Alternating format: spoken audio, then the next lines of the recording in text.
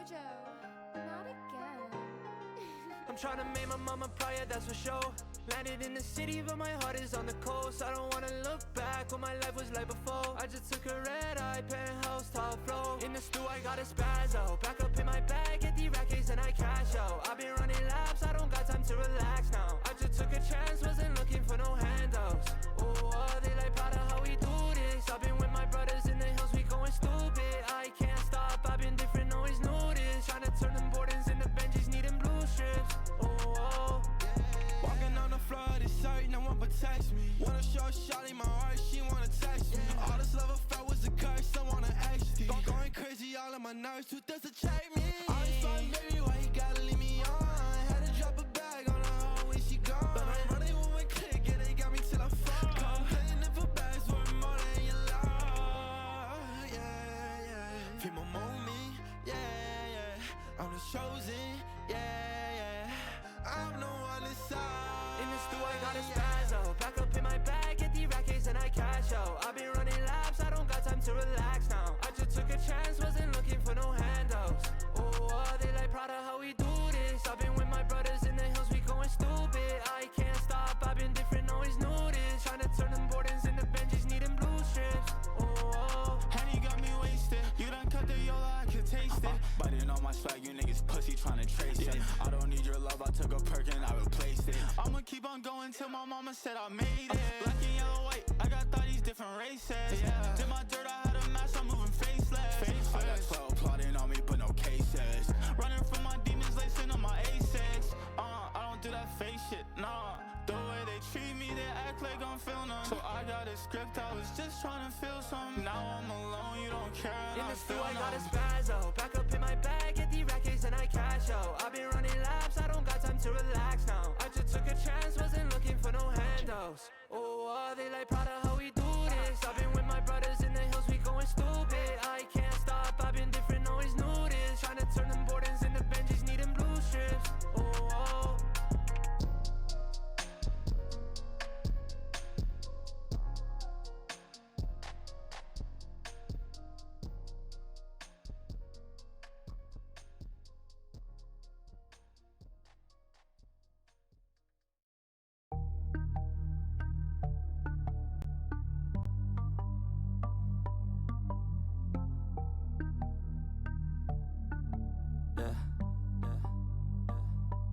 She says that she loves me, she just wants to fuck me.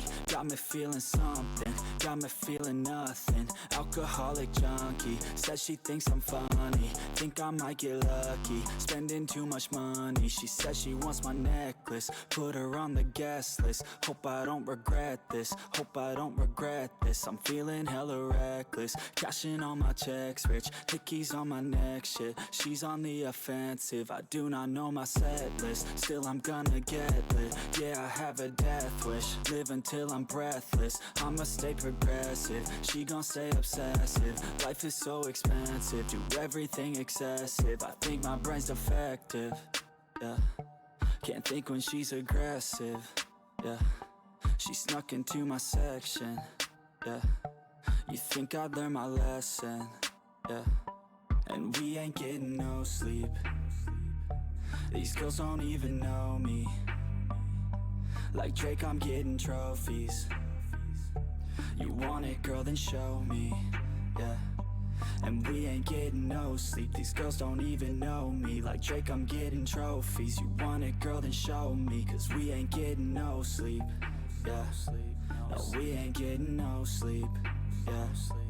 She's sitting up in the front of the class, using that ass, she gonna pass. Keeping her pad and her pen in her lap. She been so bad with the men in her past. Now she just want the professor so bad. I'll give her lessons that she never had, like taking a freshman and teaching her math. I'll keep her guessing until she a grad. She always leaves them guessing, they don't know what's next, man. Learned it from the best, man. She loving every lesson, with hands-on sessions, points for attendance. She asks a lot of questions, I answer with my presence. I sit back while I'm texting, said she wants to get in, said she'll bring her best friend.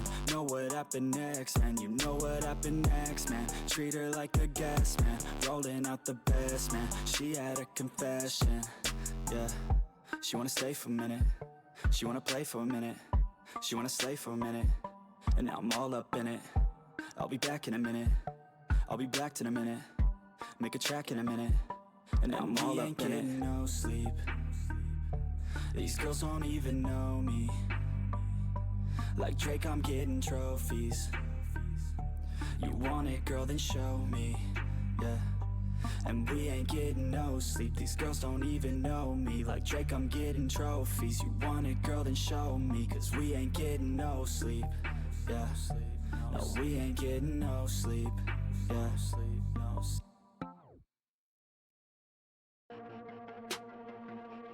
Look what?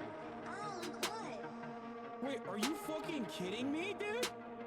Oh my god, you are such a pathetic piece of shit. Shame on you.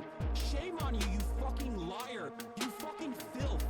You fucking absolute dog shit. You fucking piece of shit. You fucking garbage motherfucker. What a fucking liar. What a fucking Weasley little liar, dude. What a fucking Weasley little... Holy shit. What a fucking Weasley little liar, dude. Holy fucking shit, dude. Fuck you. You fucking piece of shit. You fucking garbage motherfucker. I cannot believe it. You fucking piece of garbage. You know these motherfuckers are such liars, dude. I despise these people so much. God, why are you such a fucking horrible monster, dude? Shame on you, and shame on your fucking parents for literally bringing to this world such pathetic, filthy spawn. You disgusting, vile piece of garbage. What a fucking liar. What a fucking Weasley little liar, dude. What a fucking Weasley little... Holy shit. What a fucking Weasley little liar, dude. Holy fucking shit, dude. Fuck you. Oh my god. Oh, this is disgusting. So fucking disgusting. What a pathetic worm, dude. Shit, dude. I just, fuck you, dude. Fuck you. Disgusting. You disgust me, dude. Hashtag my dick, dude. Lying for clout ass motherfucker, dude. What a fucking liar. What a fucking Weasley little liar, dude.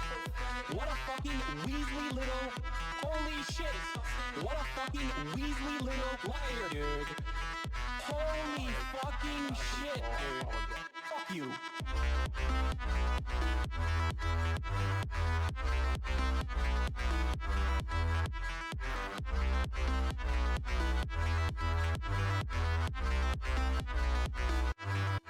What a fucking liar. What a fucking Weasley little liar, dude. What a fucking Weasley little... Holy shit. What a fucking Weasley little liar, dude. Holy fucking shit, dude. Fuck you. You said some things you didn't mean. I'm sure I did that too. Oh, baby. Egos clashing, dreams crashing. Whatever happened to me and you? From lovers to strangers. When everything changes. Oh, baby. When we tear out the pages. And only one word is left. Please let's just be quiet until the next riot. Just give us some time for the wounds to heal. What is broken is broken. Let's just leave it for now. We need some perspective just to understand how what is broken for now. What is broken for now.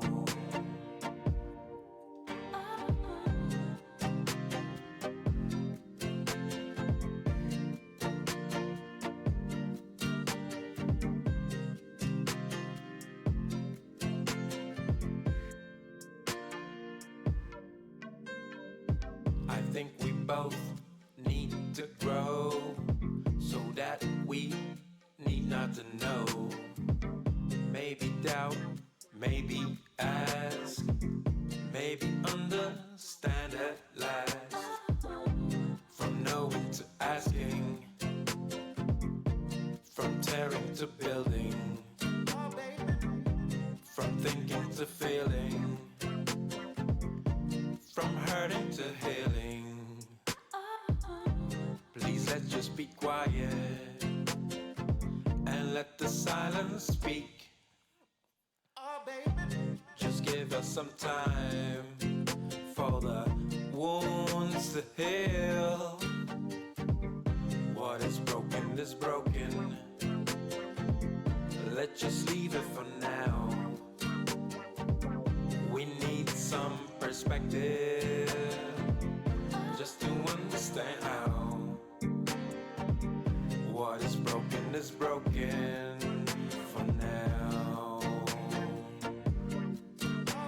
But maybe tomorrow we will know how. Yes, maybe tomorrow we will know how. Oh, maybe tomorrow we will know how.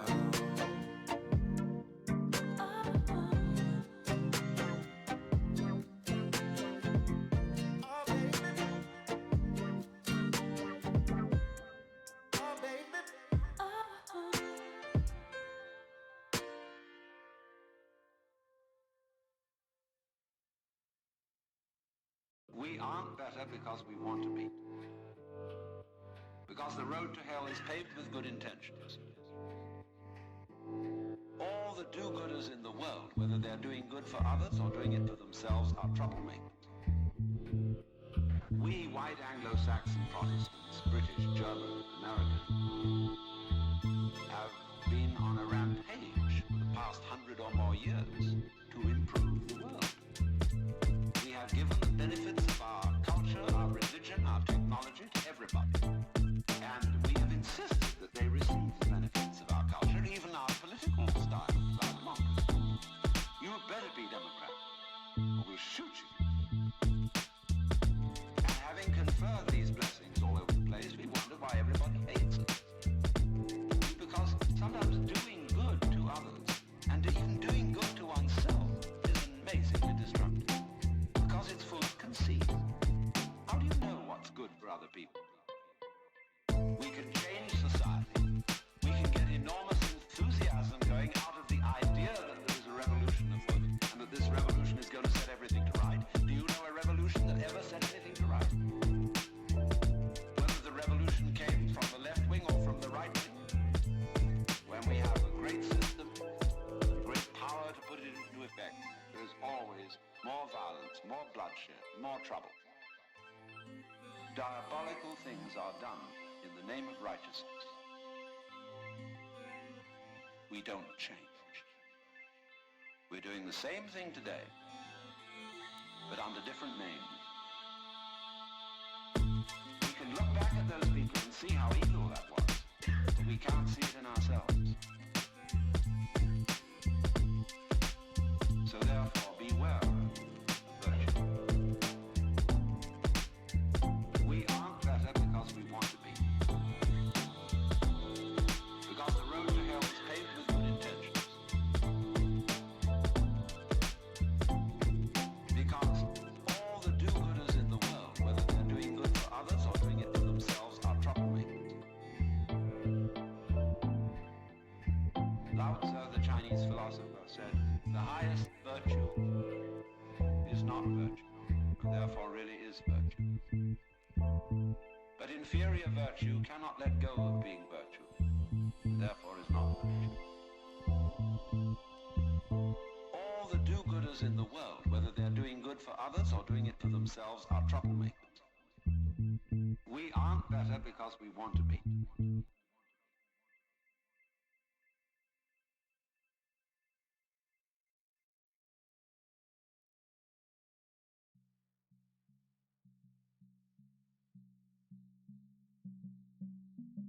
What a fucking liar, dude. What a fucking Weasley little liar, dude.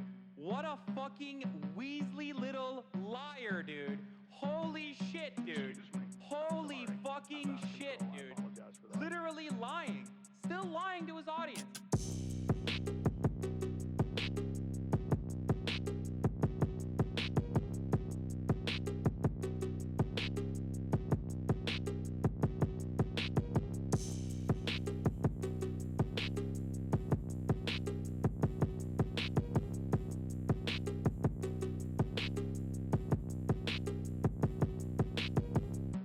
What the fuck? Okay, that's my PTOS. What the fuck?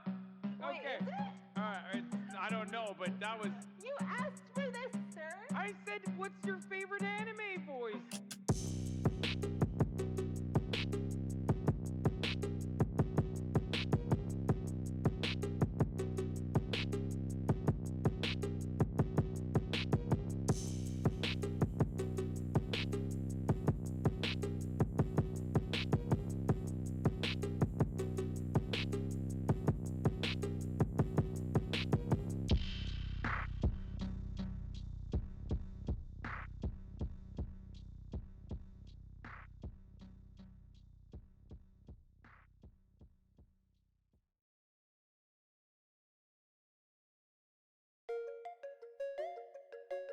Don't like me, 'cause I'm on the road, yeah. Alright, let's go. Don't like me, well I'm on the road. I speed, chase, that's what I love. Can't see what I can't control. Did it once, yeah, do it once again. Watch my father, yeah, he taught me how to win. Cop new Prada, money taught me how to spin. Waves like water, music taught me how to swim. I'ma fill my bottle way up to the brim. Back then, yeah, I never talked at all. Ashes, yeah, let them bitches fall. I've been way better than before. Posted with my cash standing tall. Hey yo, watch this. Got a foreign girl switching for my necklace. Got $100,000 on my checklist. All the money you made, that's my worst. You ain't learning. I be a new person. I be making money fast. They be so determined. I be working every day. Yeah, I'm up on my circuit. Get me another diamond chain, made it from the surface. I been hurting. Would you live with me straight till the end? Baby, don't leave my back. I'm too spent. This is what I got, yeah, it's how it been. But that's okay, 'cause I'm making ends. Don't like me, well, I'm on the road. I speed, chase, that's what I love. Can't see what I can't control. Did it once, yeah, do it once again. Watch my father, yeah, he taught me how to win. Cop new Prada, money taught me how to spin. Waves like water, music taught me how to swim. I'ma fill my bottle way up to the brim. Back then, yeah, I never talked at all. Ashes, yeah, let them bitches fall. I've been way better than before. Posted with my cash standing tall.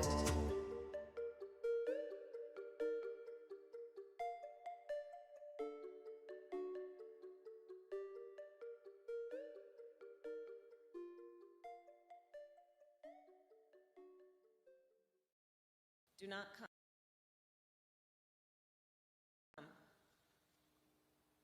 Do not come. Okay, this is the most disappointing video I've ever seen. She literally attacked the two things that I like.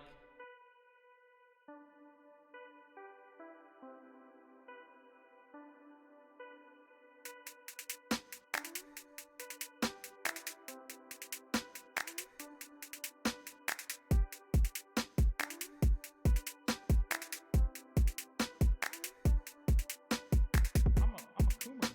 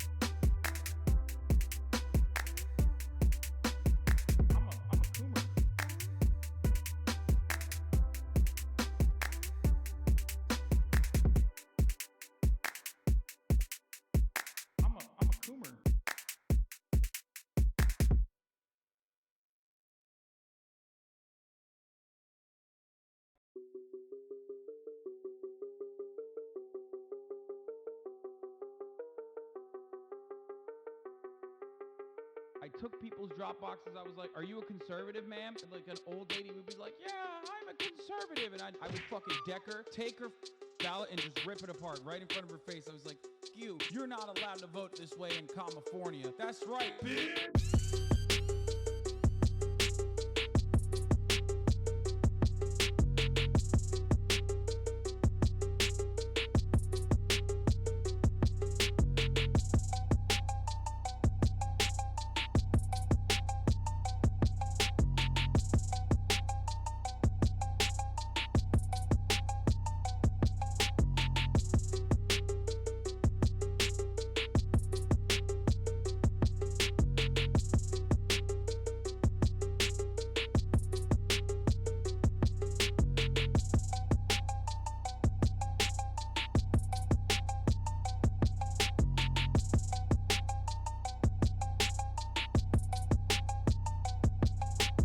I got a funny one for you. Okay, here, look at this. With what we were seeing in the polling data going into this election about what people cared about and the order in which they ranked it. So we have had a lot of questions throughout this time about new voters, people that hadn't been in there before that were perhaps not getting captured by the polling. So maybe this is a sign that we're going to see a little bit more of that tonight than we expected. We obviously don't know yet. You know what's missing from this 1, 2, 3, 4, 5 top 5 issues? Democracy.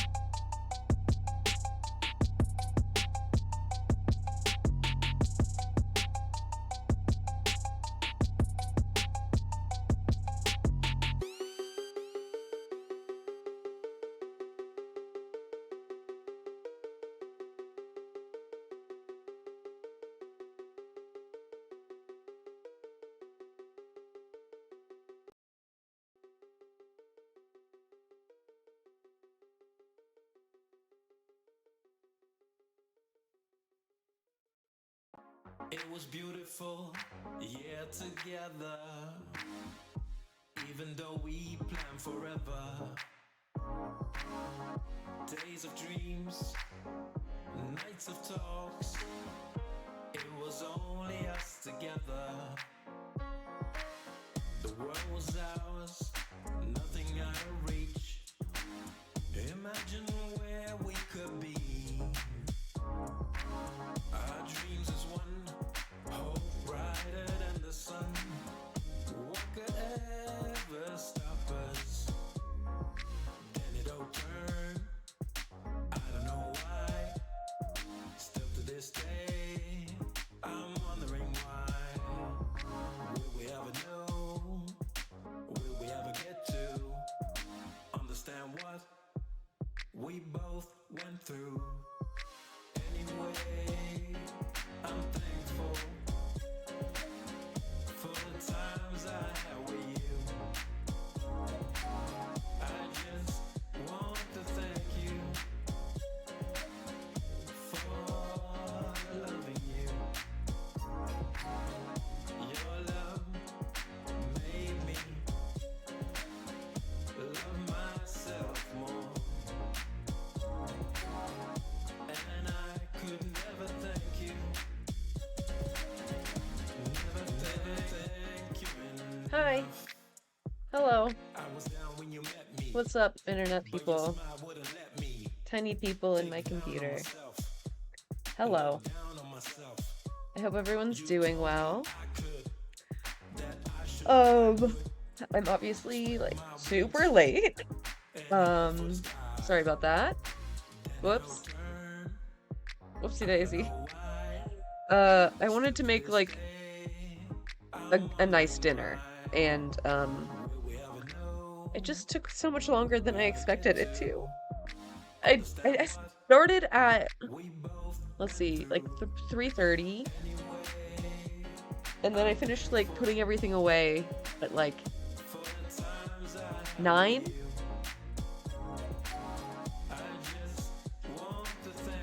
I don't know, because I also had to do dishes and clean some stuff, so life is hard. Sometimes you just make a 6-hour meal. You know? It was delicious though. I made a tri-tip roast. Perfect. Delicious. And I made like a Mexican like corn salad. It's dope as fuck. It was very good. Very, very good. Good stuff.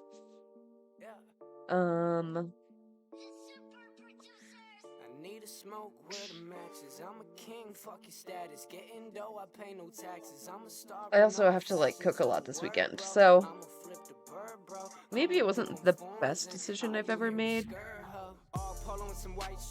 but it was very good. So, where can you go wrong with good food, honestly? I really don't know why it took me so long. Like, I'm not that slow in the kitchen. I don't know. I don't know. I think because, like, I got the corn on the cob and did the whole shucking and shit. It takes so long. Worth it, though. And I still have the salad. That's, like, part of why I was cooking. So I could have the salad for this weekend. The corn salad. It's, like, prepped now. So that's, like, one less thing I have to do tomorrow and Saturday. Like,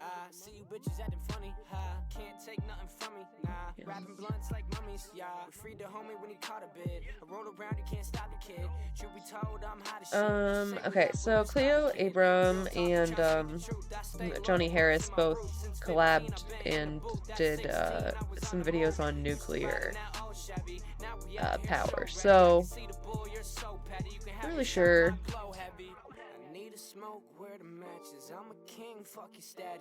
I'm not really sure where they're going with this, but I guess we'll let them cook.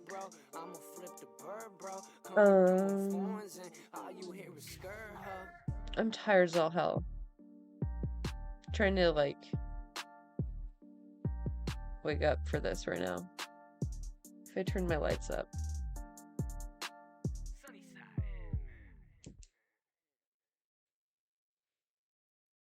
You said some things you didn't mean. I'm sure I did that too. Okay. Nuclear power. Nuclear power. Nuclear power. Nuclear waste. Nuclear waste. Nuclear waste. Okay, I need to show you something.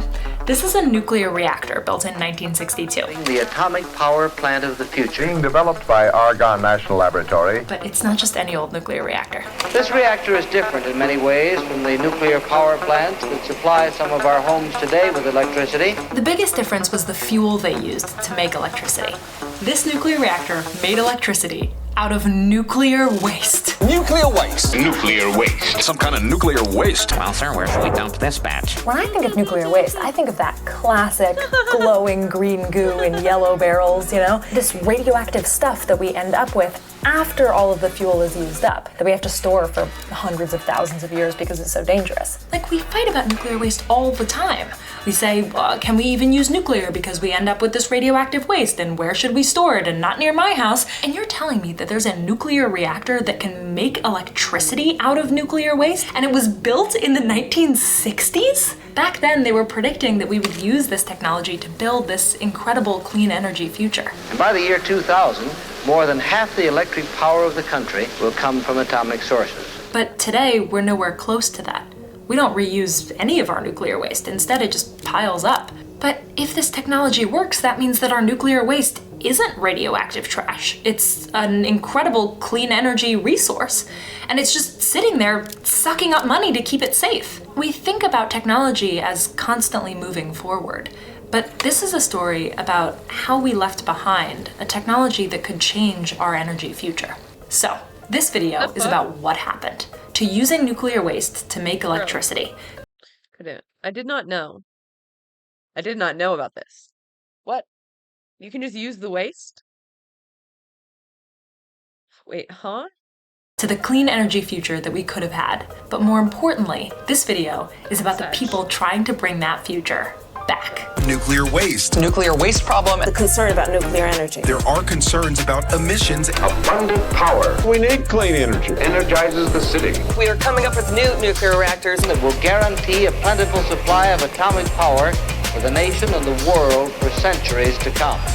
Come.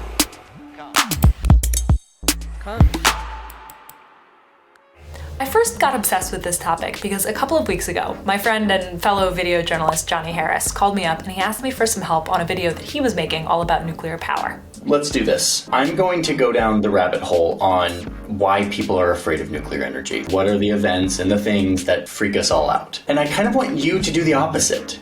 To look at, like, is there a future for this technology and should we actually be as afraid as we are? So I started to dig into it. And as part of my research process into nuclear power, I got invited to go visit one of the largest and oldest national research centers in the United States. Here we are. This is Argonne National Laboratory. We're gonna get to go see the research that they're doing. And they have been doing research on nuclear power since, like, before I was born. Hold on. Do you recognize that name? Argonne National Laboratory. Yeah, this was the same national lab that developed that incredible old nuclear waste recycling reactor. But I didn't know that yet. So we go on this incredible tour. It's awesome, I'm learning a ton. I'm thinking, oh my God, I'm gonna be so over-prepared to talk to Johnny about nuclear power. And on this tour with me are these two people from Oklo, which is a company that's working on new kinds of nuclear reactors. And at the end of the tour, I'm sitting with them under this big tree, and one of them says something that just short circuits my brain. So we're actually working with Argonne closely on how to recycle existing nuclear waste in the US. There's enough used fuel to power the country for the next 150 years. Wait, I'm sorry, what? There is enough used fuel in the country, in the US alone, to generate power for the country for the next 150 years. There's enough used fuel, meaning nuclear waste, in the US to power the country for 150 years. Damn. Like, you can see me not believing her. I think it's some fake math. Like, maybe technically there's enough energy there, but like we could never really use it. We don't know how to do that. Whereas like when they say, you know, geothermal, you could power the earth for like thousands of years if we could get all of the energy out of the earth. It's like, yeah, well, we can't, we don't know how to do that. Do we know how to? Yeah, we just don't have the facility, commercial facility to do so, but the technology is there. Experts differ on the exact number of years here, but they agree that the God damn it. Oil barons are coming for her now. Yeah, they're not gonna like that. I can't imagine that they had any hand in delaying the development of this technology. Surely not copium. Nuclear waste we have now could be used as a large energy source based on technology that we've already built. But it gets even better. If you reuse that nuclear waste, especially if you reuse it more than once, you can dramatically cut down on the amount of time that the waste after all of that's done is radioactive for. So the amount of time that we have to store our nuclear waste. The problems are cost and global politics, not fundamental technology. Here we go. By the time I got to DC to talk to Johnny about this, I was obsessed. Hello, good morning. Welcome to our studio. We have all of this nuclear waste, right? And it is scary, but imagine that there was a way that you could actually not just store it, but actually use it. So you can use nuclear waste as fuel for more energy. You can recycle nuclear waste. You can recycle nuclear waste. Yes, and I dived all the way into this in a video that I'm now going to promise is going to be on my channel by the time we air this one. This is that video. To understand what's going on here, you have to understand that nuclear waste isn't what you've been told. Let's zoom out for a sec. Basically, all of the electricity that you use, except solar, comes from spinning a turbine. It's magic. Most of the time inside a power plant, what you're really doing is you're heating up a liquid into steam and using that to spin the turbine. The most common way to do that is still burning stuff near it. That's fossil fuels. But you could also use liquid that the earth already heated up for you. That's geothermal. Or you can split atoms apart inside special rocks and make them really hot. That's nuclear. And the special hot rocks are uranium. Uranium with Uranium-235. Uranium. Sleep. uranium fever. But only a really small part of natural uranium, less than 1%, is a kind of breakable uranium that can sustain a nuclear reaction. This is uranium-235. The number refers to the number of neutrons in the atom. So typically uranium goes through a process called enrichment, which is making more of the uranium-235 out of the less useful uranium-238. By the time that's all done, your fuel looks like this. If you take your finger up to your first joint, that's about the size of a uranium fuel pellet. Those pellets then go into these long metal rods that I got to see while I was at Argonne. And then comes the nuclear reaction. So you fire a bunch of free atoms at your uranium-235, which cracks it into smaller, very unstable atoms, and throws off a couple other neutrons in the process, which zoom off and hit more uranium nearby,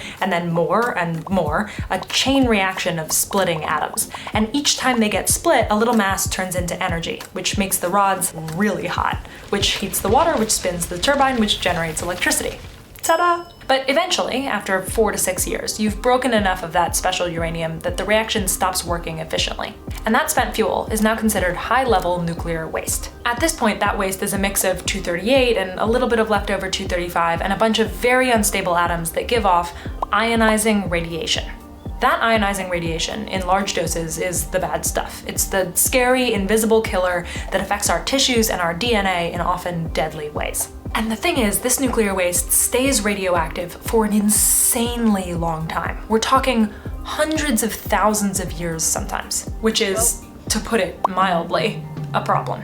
We've got to find better and safer ways to store nuclear waste. Waste that can remain radioactive for centuries, that remains a big problem. Right now, most nuclear waste in the United States is stored in dry casks that look like this to protect people from the radioactive material inside. What? How are we just...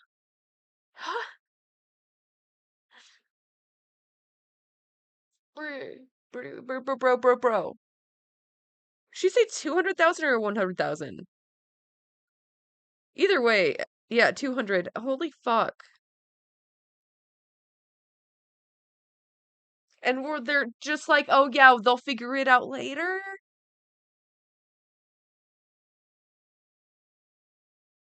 Man.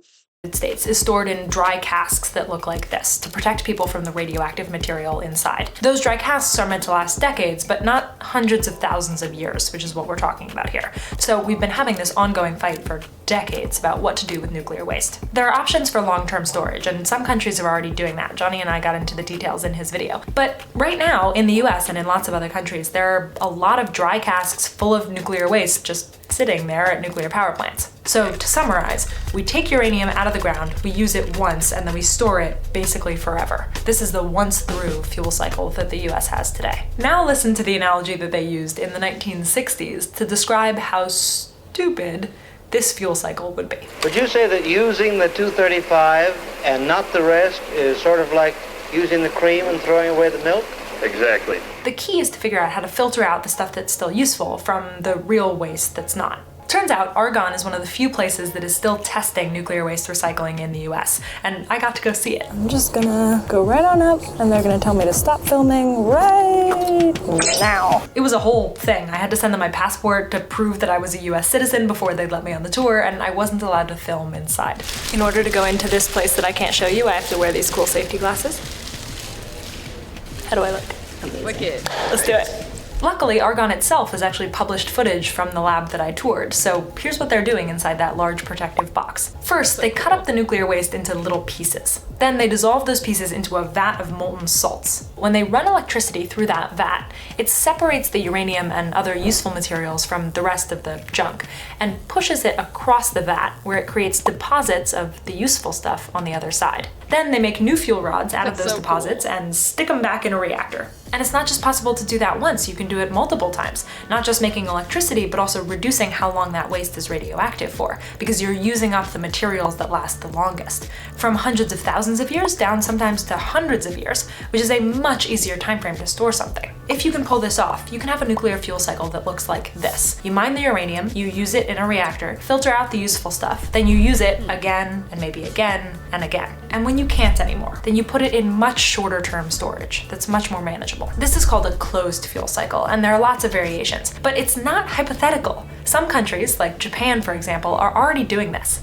And they say they do it because it reduces their dependence on imported fuel, it conserves uranium, and it reduces the radioactivity of their nuclear waste. Which makes sense. So, what happened in the United States? Tonight I want to have an unpleasant talk with you. In 1977, President Jimmy Carter announced new policies meant to stop the growing risk of nuclear war. And that meant stopping all nuclear recycling. Why? Well, you remember the materials that we separated out during the recycling process. One of those materials was plutonium, which is a highly radioactive element that was seen as the highest concern for nuclear proliferation. So President Jimmy Carter stopped all nuclear recycling, saying, quote, "A viable and economic nuclear power program can be sustained without such reprocessing and recycling." The US moved away from the kinds of reactors that could handle nuclear waste, called fast reactors, and toward the kinds of reactors that exist today, called light water reactors. But while the US stopped nuclear recycling, other countries didn't. The ban on nuclear recycling stopped being seen as helpful to slow the threat of nuclear proliferation. So President Reagan lifted the ban in 1981,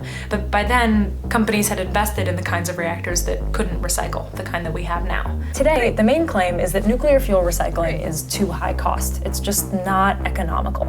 And that's true compared to using new uranium, which has been cheap and plentiful. What incentive did anyone have to recycle their fuel? But those incentives are changing. The combination of wondering whether global conflict will cut off fuel supply, and the recognition that we need more clean energy in as many ways as possible, as fast as possible, has started to wake people up to a technology and a dream that we left behind. We are not far off from it. We're not talking about a technology that we're dreaming of, that we hope can work. We're talking about a technology that has already been demonstrated before and proven. We just need to commercialize it. There is a lot to figure out and a long way to go. But if we can recycle nuclear waste, I think it says something profound about what we as humans are capable of. Splitting atoms, sure, but I mean something much more simple. Changing our minds and overcoming our fears. To use our resources. He also deregulated oil prices. Yeah. Typical fucking Carter L. And our technology and our ingenuity to make other people's lives a little bit better tomorrow than they are today.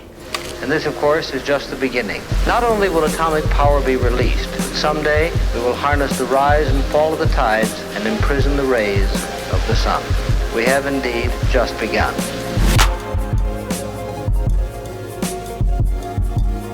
Huge If True is an optimistic show about using technology to make the world better. If that's something that you believe in, the best thing that you can do to support us is to subscribe. And if you do subscribe, let me know. I'd love to meet you in the comments. See you for the next one. For most of human history, our species has been trying to solve the problem of energy. Whoa. Deep, dude. That's so deep. How do we stay warm and cook our food, heat our homes, and later, how do we power our world and communicate with each other? Then, 70 years ago, we found a solution that changed everything. An energy miracle. A giant of limitless power at man's command. We found out how to throw a tiny neutron so hard at a special kind of atom that it would split apart, releasing a huge amount of energy in a chain reaction. First, we mostly used this chain reaction as a weapon. The shadow of the atom bomb has been across all our lives. But then, after the war, we started using it for more peaceful things, to solve our age-old energy problem. We learned to control the chain reaction, creating heat to boil water and spin a turbine, and we had electricity. A lot of electricity, all from this tiny amount of fuel. This was the utopian promise of nuclear power, clean energy for all, using the simple power of an atom. Within the atom's heart is not one, but many giants, seeking to provide vast quantities of energy to run the world's machine. For a while, we loved it. The US started building nuclear power plants all over the country. Power plants started popping up across Japan and Europe. Soon, France will be getting nearly 3/4 of their power from nuclear energy. All this in a time of oil crisis, when fossil fuels are expensive and getting scarce. The power of the atom was bringing peace and prosperity, abundance. But then, nuclear turned from darling to outcast. There has been a nuclear accident in the Soviet Union. A state of emergency in 2 of the country's nuclear reactors. The worst nuclear reactor accident to date. Today, nuclear power is in decline. And I've been trying to understand why. Why, in an era of climate crisis caused by fossil fuels, are we winding down this effective, carbon-free energy source? What happened to the promise of nuclear energy? Inevitably, I ended up in a conversation with my friend Cleo, who makes a show called Huge If True. She's someone who's reported on this a bunch before and was the perfect person to talk to help me sort this out. Why is nuclear energy not like the saving grace of our civilization? We sort of gave up And I don't understand why, and I want to understand why. This is a great story, yes. I've looked into this in some ways for various videos, but I've never gone straight at it. I've never done the like, what the heck happened with nuclear video. I feel like I will have a clearer version of this story if we can do it sort of tag team. Are we gonna do the cynic optimist thing? Maybe, yes. Here's Classic. the plan. I'm going to go down the rabbit hole on why people are afraid of nuclear energy. Like, what is the actual deal here? What are the events and the things that freak us all out? And I'm gonna figure out, okay, so what do we do about that? How do we Yes. use nuclear in the future? And we can compare notes to look at, like, is there a future for this technology, and should we actually be as afraid as we are? Awesome. All right. do it. Okay. Focus. Oh, all right. Boy, I know so much more about nuclear energy than I did a few weeks ago, and I'm very excited to share it with you. And Cleo is actually on her way right now. Like, she's about to show up to the studio, and we're going to do a little show and tell explainer, and it's going to be very exciting. I think Cleo's going to be here very soon. I can't wait to show you what we learned about nuclear energy. Let's go.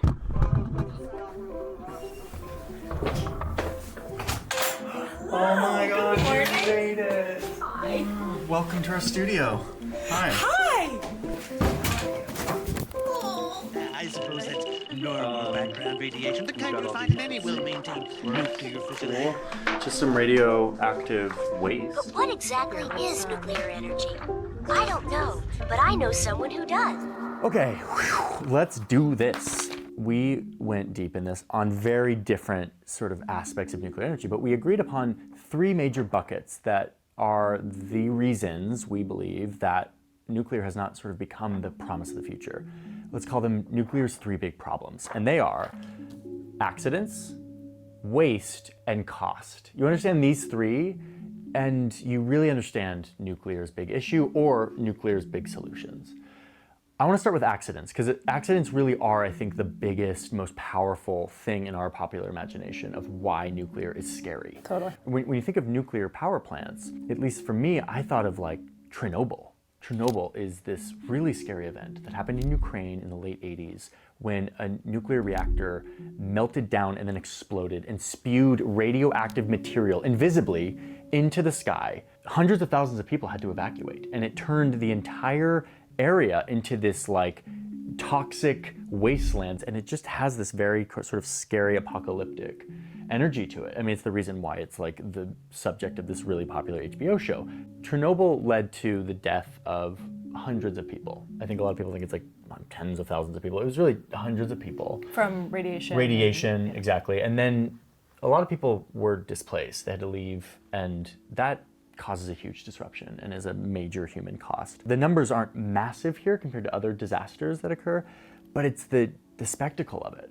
Like, you see this and you see what radiation does. Radiation is this really weird invisible thing that like you can't see, but like suddenly if you're exposed to it in high doses, it can start to like break down the very building blocks of your cells and just sort of deteriorate your body like from the inside. Like, it's really sort of gruesome and hard to think about and look at. And I think that leaves an impression on people. This isn't the only event that has happened. Here in the United States, we had a nuclear accident at 3 Mile Island. 147,000 people had to temporarily evacuate. It led to no deaths, but I think that's surprising. What? I've never heard about this. What? Where did he say it was? At 3 Mile Island. 147,000 people had to temporarily evacuate.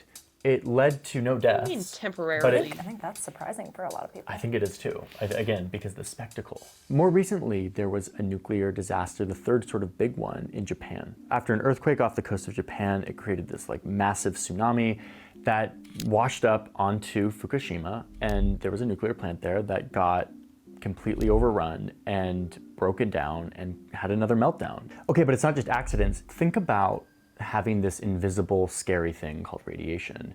And if you are someone who wants to do harm and you get your hands on this stuff, you can turn it into a weapon. And you're not even talking about controlling nuclear proliferation by focusing on where people get uranium and enrichment and all of that. You're focusing on once nuclear power plants are built, there's a security risk. Absolutely. And you see this in like polls and stuff. You have this public opinion poll here in the United States that asks Americans if they think we should use nuclear at all. Not like, should it be the #1 source or should we invest in it?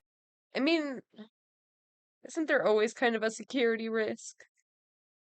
Though? Like, chuds are literally shooting up substations, so like I don't think it matters at this point. Like, It's should we even use it as one of our sources? And look, almost 50% of people don't think we should even have it at all. Like, we should do away with nuclear power. It's perfectly split. Yeah, it's a 50-50. The percentage of people who say that nuclear power is safe is going down every year and is at 47%. What happened in 2011? That's Fukushima. And it did in me too. Like, I feel this. I feel this association with nuclear power because of these events. This is Japan, and nuclear is in yellow. Right after Fukushima, you see that nuclear power in Japan just gets kind of squashed. So I think for me, the reason why accidents is like the top of this list is because accidents have this big psychological effect on people. I think we need to separate out, though, risk of accidents, which are terrifying, from safety of an energy source.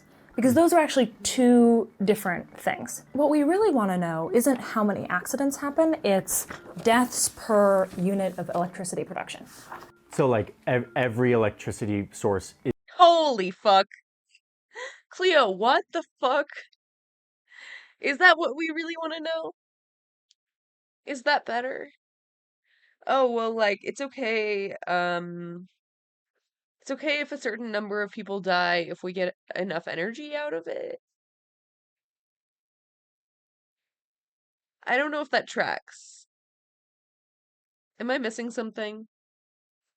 is risky in its own way, and you can measure how many people die based on how much energy you make. Yes, this is the data for solar, nuclear, wind, and hydropower. Okay. So what you can see is that they don't have that many deaths per unit of electricity production. What this is saying is that these are all really, really safe energy sources. Mm-hmm. And nuclear is between solar and wind. Like, this is really important. Oh wait, I didn't even see that nuclear was down there. Yeah. This whoa. includes all deaths from accidents. And nuclear is between our two most exciting renewable energy sources in terms of safety. All of these are And yet, safe. when we think of nuclear, we think of... Okay, but like, what about solar? Should we not go with the safest option?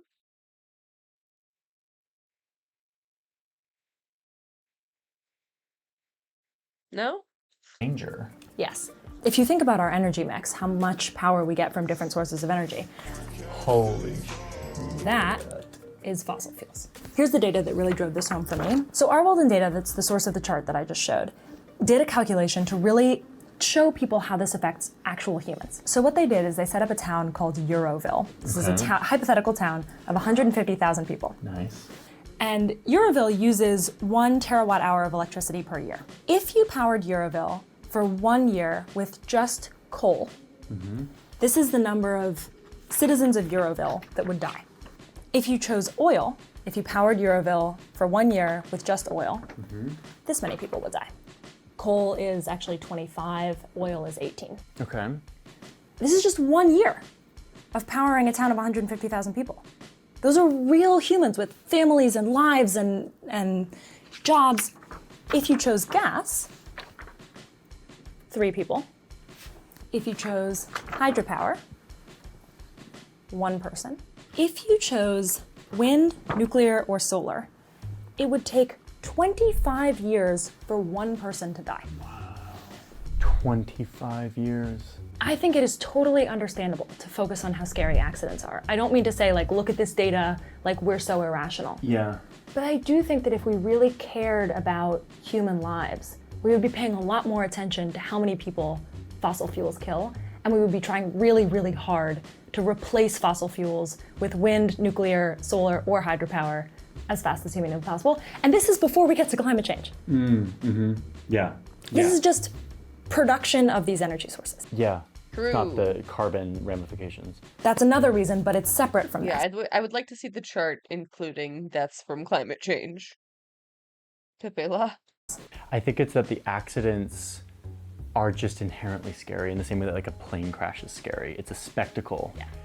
Coal and oil is like car crashes. It happens way more, but we don't really pay attention. Just genuinely surprised. I would have guessed nuclear was higher up. I really would have. After the question of actual deaths from nuclear power and other energy sources, there's also this question of a fear of radiation. You see it in the headlines all the time about living next to a nuclear plant or working in a nuclear plant or whatever. Yep. And again, the thing here is about our human brains assessing risk. So these are a bunch of sources of radiation, and this is a spectrum that's going to help us compare them. So what do you get from a typical chest CT scan compared to taking a flight from New York to Tokyo? Yeah. Give me one clue at So least. this one can cause radiation sickness. Radiation sickness is if you're up at 1,000. Yeah. Okay, that's scary. Guess where the other things Okay, go. I'm gonna start with flight versus X-ray, like Yes. chest X-ray. Like I get a chest X-ray, I go on a flight from New York to Tokyo. I'm assuming that a flight isn't crazy, so like maybe one? And then the chest X-ray is probably like 10. Man, I'm probably so off. Just keep going. Keep going. All right, so I'm gonna go here, I'm gonna go here. Did I do them all? So what I'm seeing from your guesses are you are aware that we get radiation from all kinds of stuff, from flying, from chest CTs, from chest X-rays, all of that. But you have an impression that if you live next to a nuclear power plant or if you work in a nuclear power plant, you're like signing up for more radiation. And it's probably not like crazy, you're gonna get cancer, but like you're getting a little bit more radiation than if you're just like living way far away. Right. Okay, here are the real answers. So a couple things make total sense. The annual amount received by a worker in a nuclear power plant is lower than the maximum annual dose by a worker. We get that. But a typical dose from living within a few kilometers of an operating nuclear power plant for 1 year is less than a typical chest X-ray and way less than a typical chest CT scan and less than a flight from New York to Tokyo. Wow, living next to it for a year. You're living next to it for an entire year, and in one like 10-hour flight. Interesting. I didn't realize you got more radiation from a CT scan than from like a flight that long. Like, that's a long ass flight. Holy. But You are getting more radiation exposure. A lot more. And also, this one is super important. This is the average total dose from natural background radiation. This is what all of us are getting, no matter what, from living on Earth in our particular solar system. That is significantly more than living next to a nuclear power plant, working within a nuclear power plant. The major lesson from all of this is most of the radiation exposure that you'll get in your life will be from plane trips and X-rays and natural background radiation, even if you lived right next to a nuclear power plant, even if you worked in a nuclear power plant. Wow, okay. Radiation is probably another one of these sort of invisible, scary things that we maybe over-index on our hesitation about because we don't understand it. And that's how I feel. Radiation to me is invisible, it is scary, what it does to us is scary, and so I sort of associate like proximity to things that create radiation, i.e. nuclear power plant, as like, oh, well, that's the source of it. If I'm close to it, I'm probably getting it because I can't really see it.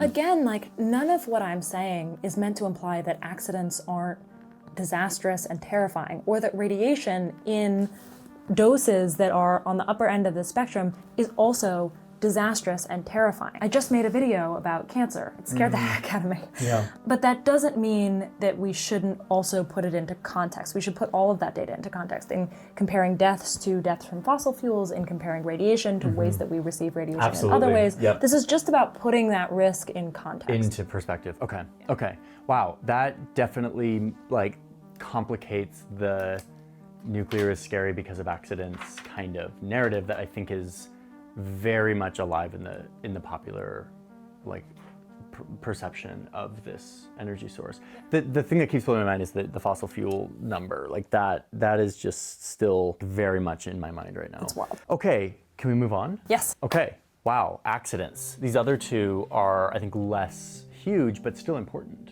One thing that we hear a lot about is waste. I saw a tweet recently from Greenpeace that was like, nuclear energy isn't like viable for the future. The waste problem is still a thing. And that sort of sent me down this rabbit hole. The first thing I think of is like Homer Simpson and like green goop, like nuclear waste that like never, it's like in a barrel somewhere and it can like sneak out and destroy everyone.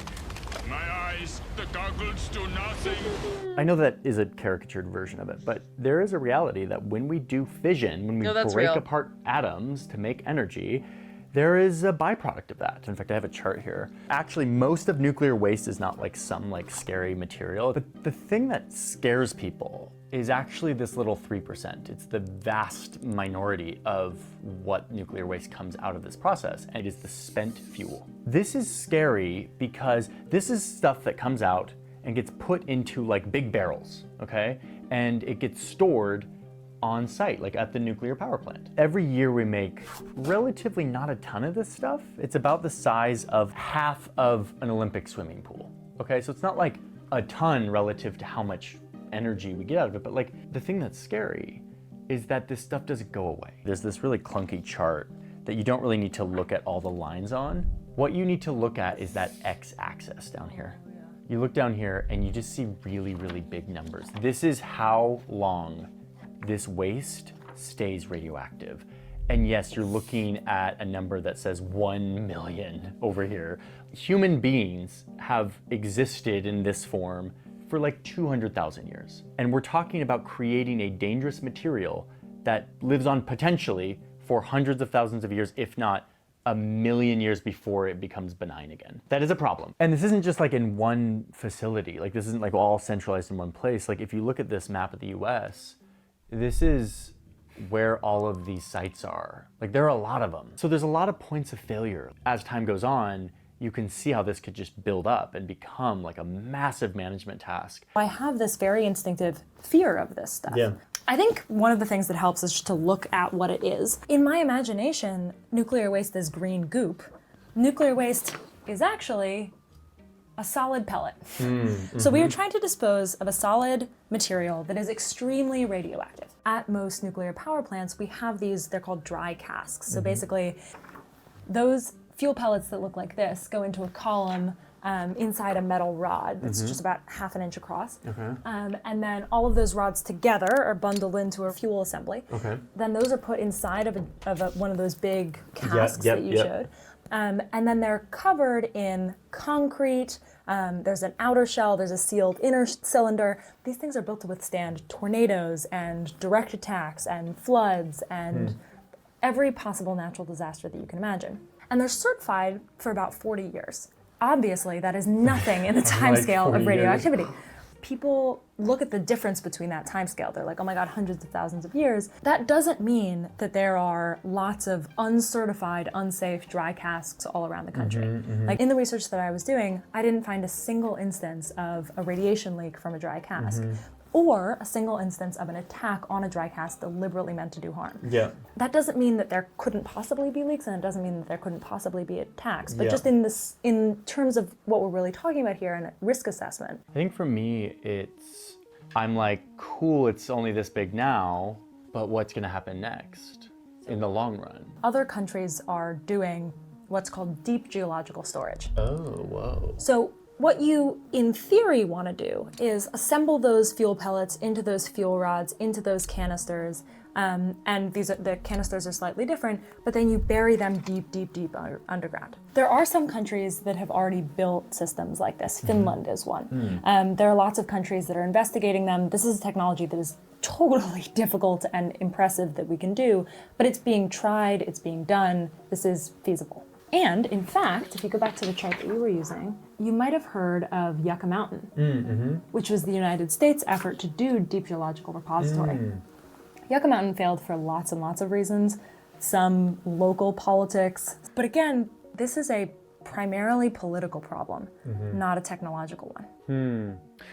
Yeah, I think that, like, I definitely feel this sense, and I think this is probably a pretty popular reaction to this, which is like, we have this like hot potato and we like need to get rid of it, so we put it in these casks that are only good for 40 years, and then it's like, that's gonna run out, so let's just like bury it in a giant hole and like make it go away, but it's still gonna be there. I think I kind of share the reticence of having an energy source that just continually produces this as a byproduct. Even if we do have these technologies, can you find a way to have it not have a byproduct, please? Actually, not quite, but so think about this. This waste, the reason why the waste that we just talked about is scary is that it's radioactive, which means that there's energy in this solid. Yep. That's also a really exciting prospect because there are ways that we can use that energy. And not only does that give us an energy source, it also allows us to shorten the radioactive lifespan of nuclear waste. Of the waste. Down from potentially thousands of years to, if you do this enough, hundreds of years. So you can use nuclear waste as fuel for more energy. You can recycle nuclear waste. You can recycle nuclear waste. Yes. I dived all the way into this in a video that I'm now going to promise is going to be on my channel by the time we air this one. So it's live right now on your channel. Yes. You better be, because I just told the people. I'm promising that it is go to right Cleo's now. channel and watch Yes. her deep dive on nuclear recycling that I need to watch. So here's the visual to just keep in mind. This is the way that the United States does this right now. Okay, they mine it, it goes into uranium, they put it into a reactor, and then it creates scary waste, and then they have to put it somewhere. Okay. Exactly. It's a straight line. We don't reuse our nuclear waste, but there are systems that are closed fuel cycles. So we have an open fuel cycle, it's one line, but there are closed fuel cycles where various different kinds of reactors can actually recycle nuclear waste so that you're getting more energy out of the nuclear fuel itself and also cutting down on the radioactivity. God, that seems like a game changer. And just for all the people out there right now who are saying that seems totally infeasible, Japan already does it. Whoa. This is a much too complicated visualization of Japan's nuclear fuel cycle, but they've been recycling nuclear fuel for years. Wow. Yeah, this is a huge game. If this could actually happen at scale, like if this could actually be applied, then you really cut down on one of what I see and actually feel is like a major stumbling block for this energy source. That is a game changer. Huge if true. Huge if true. Huge if true. I had to. Nice. Sorry. That was perfect. Okay, so we've done accidents, we've done waste. Both of those are really associated with fear of bad things happening in the long run, especially. And the third one is like not that. Like the third one is just the plain old numbers. It's just cost. And this is actually like perhaps like the most cut and dry, which is that nuclear costs more than everything else. And it's gone up over time. Like, meanwhile, you've got this yellow line, which is solar, and it's just like, there's been so much investment, there's been so much innovation in this. Dipped down, look at that.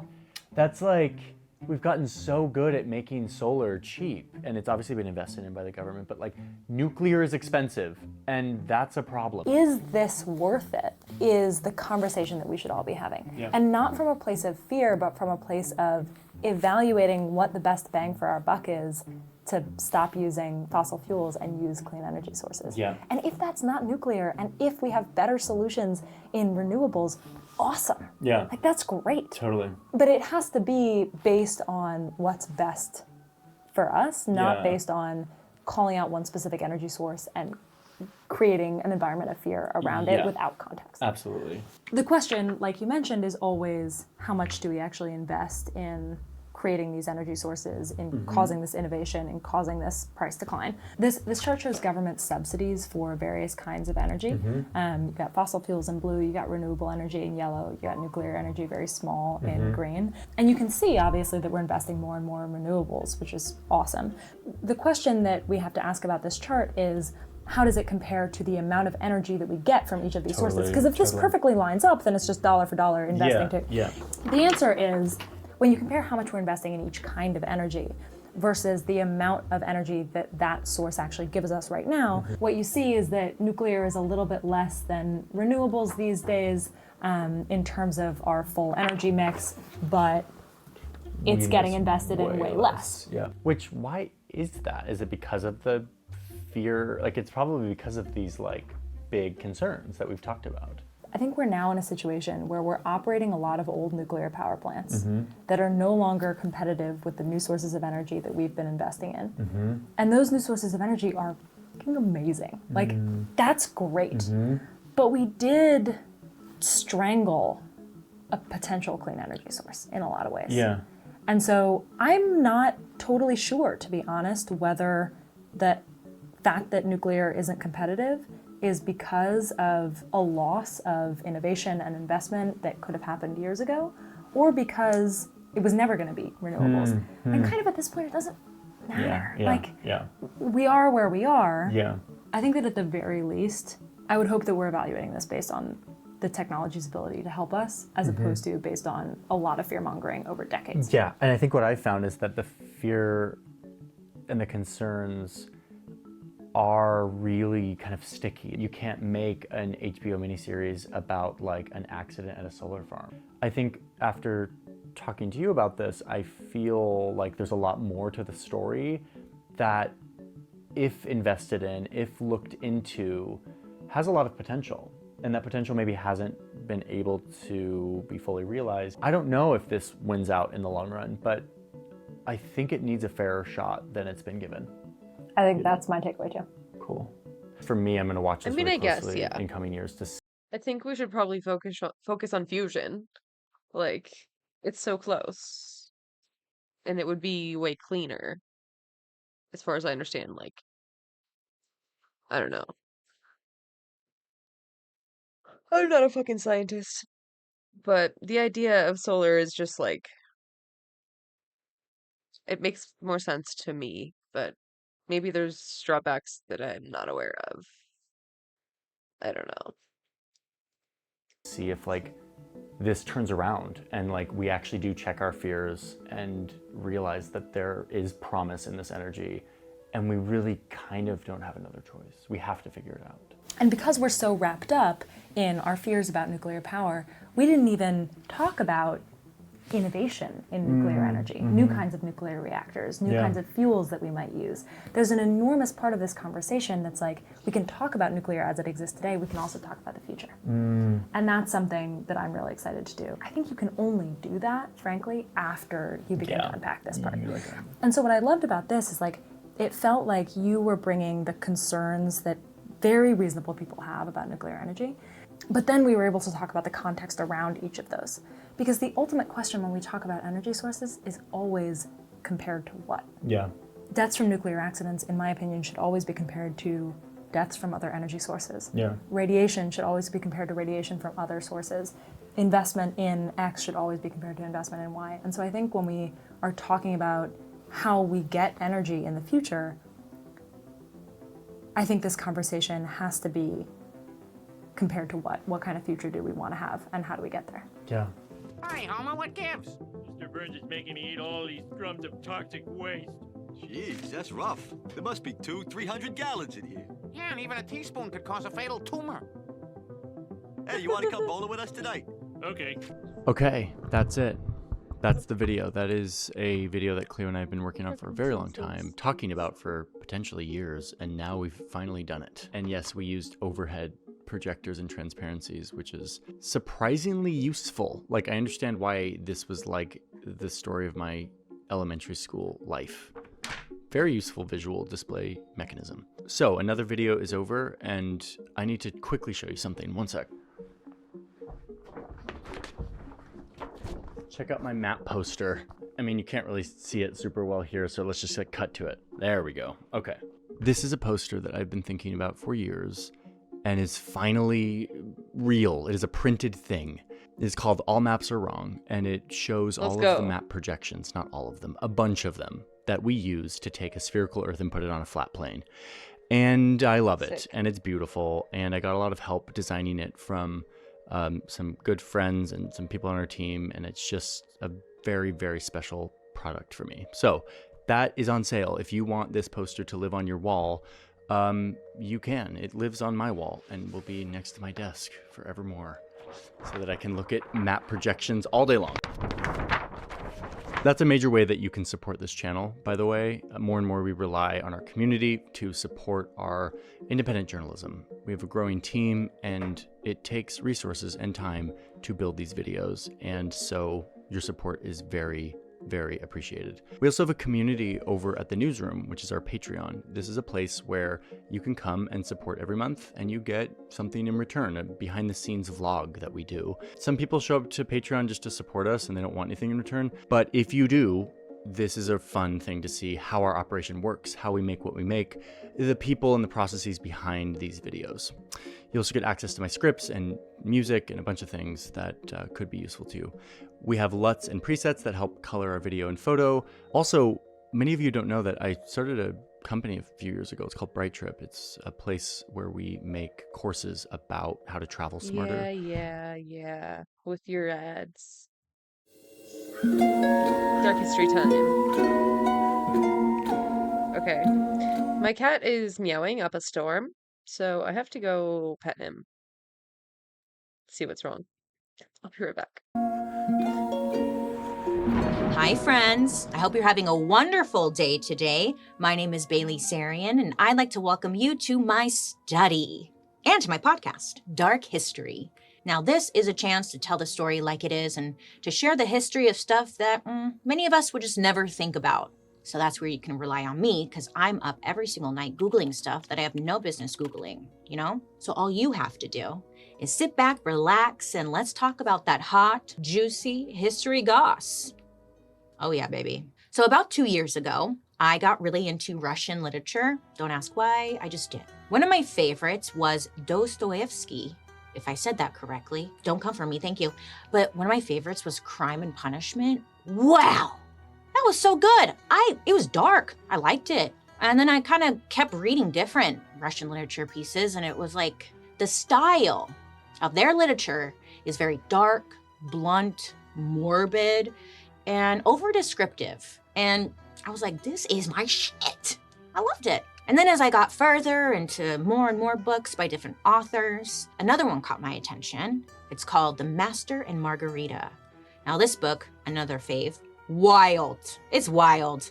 It's about all sorts of things, but essentially, I guess it's about Stalin, essentially, okay? Who I sort of kind of remembered from high school history class. I knew he was a dictator and people didn't like him, but honestly, that was really about it, right? So when I don't understand something, I run right towards it. And baby, I got myself a Stalin biography. I got this biography. I was like, okay, I'm gonna learn about Stalin. I wanna know what he did. And while reading this book, I got real confused because it was coming across as a very pro-Stalin book. I think it was. Throughout the book, the author was like, Stalin, he wasn't a bad guy. He just loved playing jokes on people. And then I read this whole chapter about how Stalin liked having fun, playing hide and seek, joke with his friends. And I was like, oh, so you mean to tell me this whole thing was one big joke? My bad, you know? Of course. Stalin, you prankster, you. Silly. And then I shut the book because obviously, that's probably not the full truth, right? They seem to skip a lot of shit. I mean, it's history, right? Everybody has their opinions as to what happened. But one thing I knew for sure was that Stalin killed a bunch of people. But to this day, there's tons of Russians who still love him and even say that he saved them from Hitler. So I was like, what the fuck? I still don't get it. So I did my own digging. And I wanted to figure out who was this Joseph Stalin guy? I mean, what did he get up to during his time as the leader of the Soviet Union? Which Soviet Union, it was kind of confusing. So here's a little inside tip. Russia and 14 other countries, including Ukraine, Armenia, and Georgia, weren't independent countries at this time. They were a part of one big ass country called the Soviet Union. And this ended in 1991. So in today's story, if I say Soviet Union, think Russia. Russia. Okay. Anyway, after my deep dive, I gotta tell you, Stalin's story, it was a lot. It's definitely a rags to dictator type of tale. And get this, Stalin, he was deadlier than Hitler. Facts. They weren't lying. He really was. Isn't that wild? First things first, Stalin was actually his stage name. Yeah, I was surprised by that. I guess he chose it himself. And then guess what it means? Man of Steel. Ah. Now, when I heard this, it actually unleashed a forgotten memory I had deep down. One time I dated this guy, and he named his lower region Stalin. Yeah, like his dick. And that was weird, obviously. And now it kind of makes sense. Man of Steel, I mean... That's fucking hilarious. Unless he's doing murders with his penis, and then it's not that funny, but that is clever.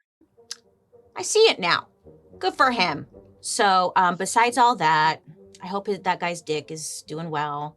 Stalin's real name, and get ready, friends, I'm definitely gonna butcher this, Yosef Vissarionovich Zugashvili. How'd I do, Joan? Okay, great. She said I nailed it, so I must have nailed it then. Now, just based off of that, I can kind of understand why he changed his name. It's just a bit of a mouthful, you know? Doesn't really roll off the tongue that easily. And good for him. So Yosef, aka Stalin, well, he was born on December 18th, 1878. I know he's a Sag. Boo. But he was born in the Soviet Union, and he had a pretty rough growing up. I mean, Stalin's family was poor. Both of his siblings, they had died as babies. It was sad. And on top of that, Stalin had a webbed foot. So, you know, he's probably feeling insecure about it. Stalin's mom, well, she worked as a housekeeper, and his dad was a poor shoemaker. There were actually rumors that Stalin's mom was, you know, like doing her own thing. She was a little promiscuous. And people said that she slept around on the job, including at churches she worked at. In fact, many people out there have argued that Stalin's real daddy was most likely a priest. Mm-hmm. Messy. I mean, in the Lord's name? Tea.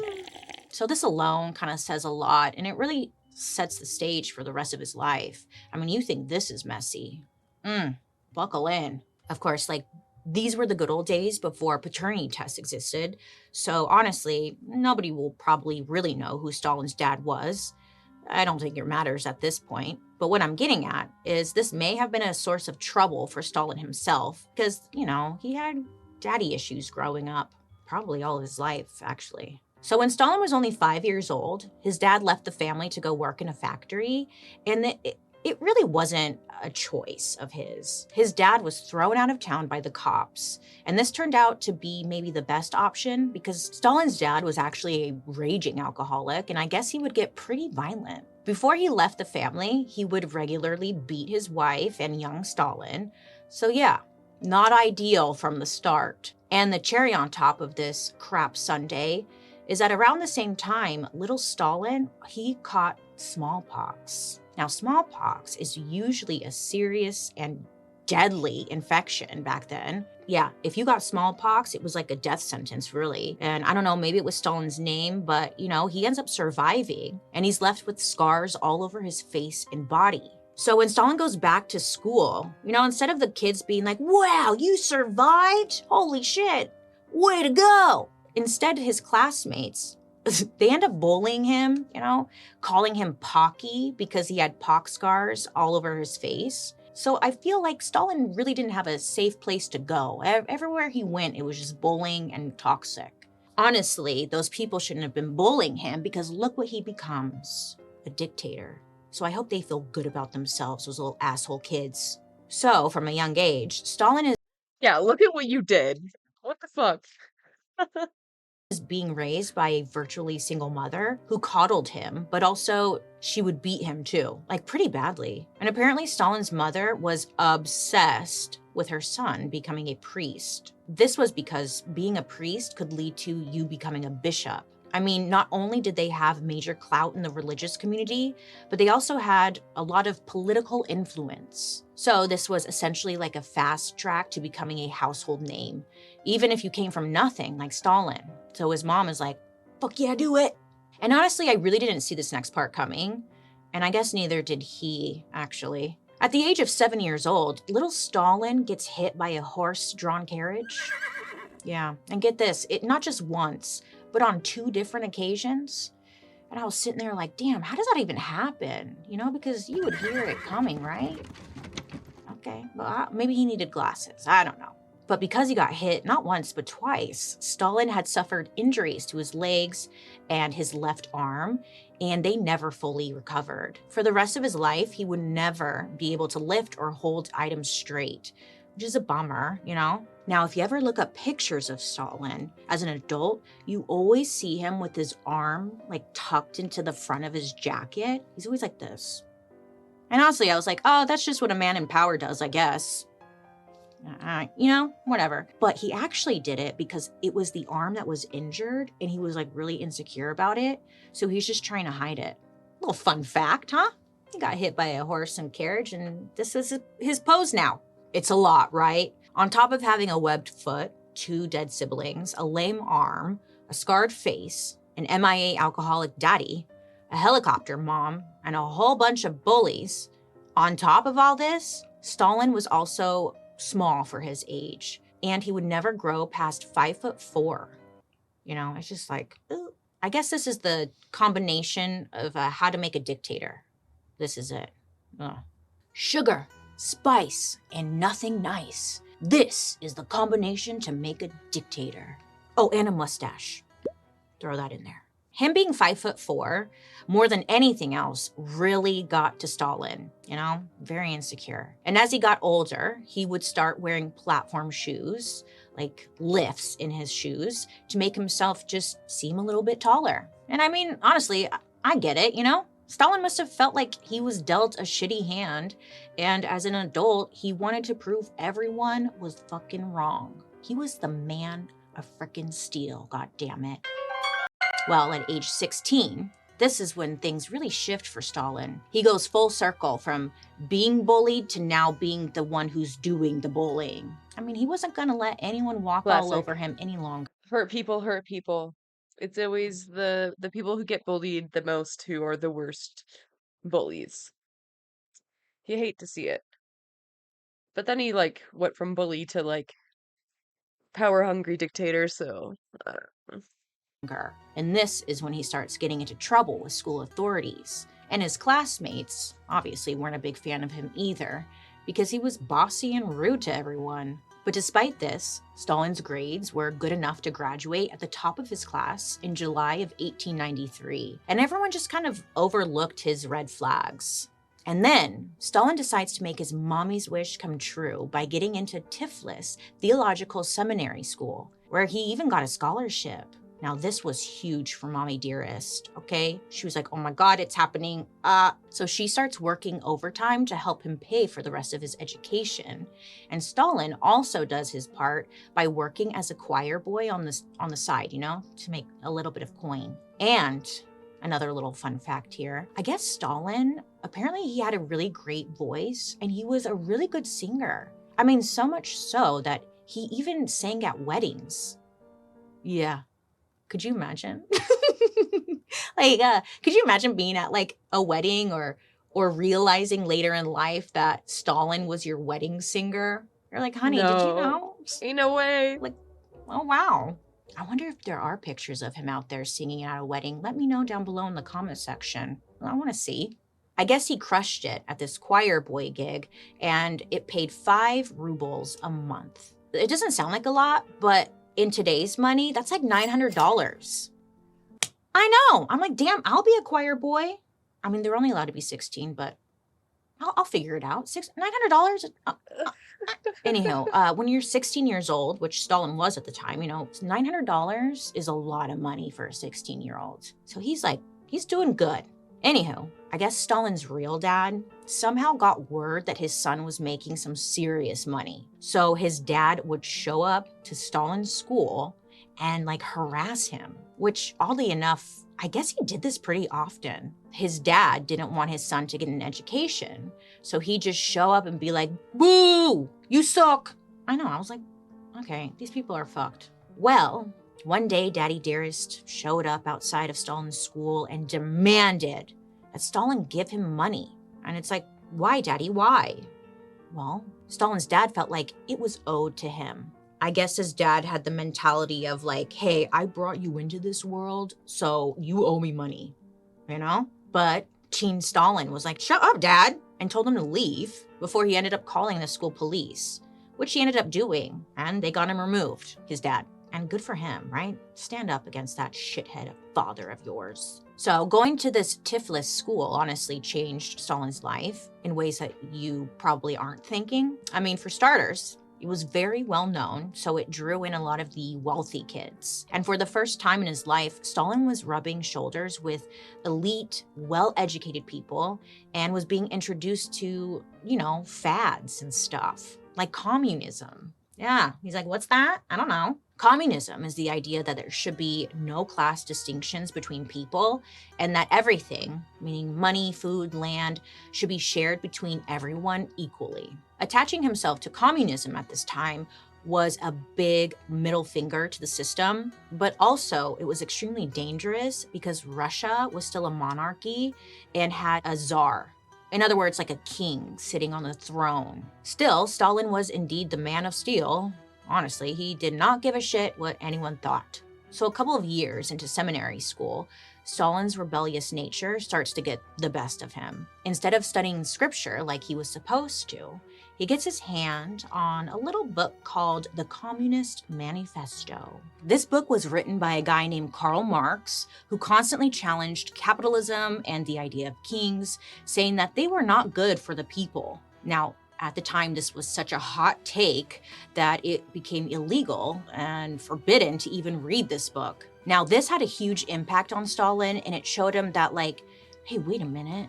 Communism, kind of slaps. He's like, fuck yeah, I'm in. Now, all this new insight led Stalin to question his religion, and he ends up joining a local communist group and starts devoting more and more of his time to the revolutionary movement, which was plotting to overthrow the government at the time. And Stalin's all in. He's like, fuck yeah, let's fucking rage, bro, So he goes out, he's starting to protest, he's rioting, he's getting arrested, and he's like a certified bad boy for life at this point. He is all in. Also, it was a great way to get a criminal record, which Stalin did. In 1899, the seminary school was just fed up with Stalin, and they decided to kick him out. Or at least that's what Stalin would tell people. Many historians say that he just didn't go back. Either way, he was done with school. So this is where things really take a turn, And Stalin ends up getting a job, and you won't believe what kind of job he gets. He gets a job as a meteorologist. I know, I was like, what? In other words, he was the local weatherman. Isn't that funny? It's not, but it kind of is. Stalin as a weatherman? This is how I picture it happening. I didn't know that. I'll admit, I don't know that much about Stalin. That's kind of fucking epic. He drops out of school, he's probably on cloud 9, and then it hits him. He's not going to be getting those $900 checks anymore. He's got bills to pay, potatoes to buy, he needs money. So he panics, and he's looking for work everywhere. And the good old observatory is like, hey, we have a job opening, but you got to be the local weatherman. Can you do it?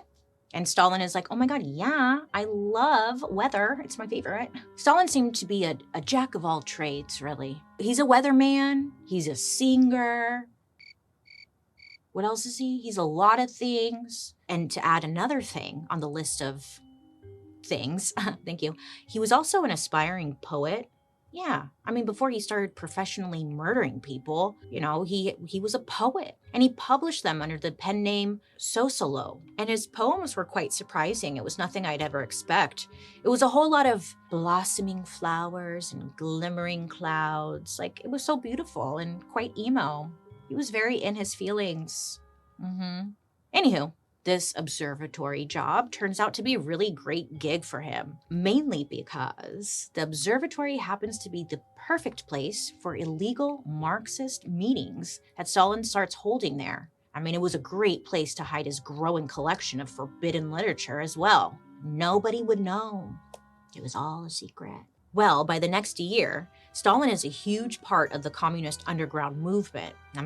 He's given speeches to hundreds of people in the working class. He's urging them to go on strike and fight for their rights. And then Stalin starts taking it a little too far, okay? He organizes protests, but at these protests, he pushes the people to engage in bloody, violent clashes with the police, which this kind of freaks out some of his fellow Marxists.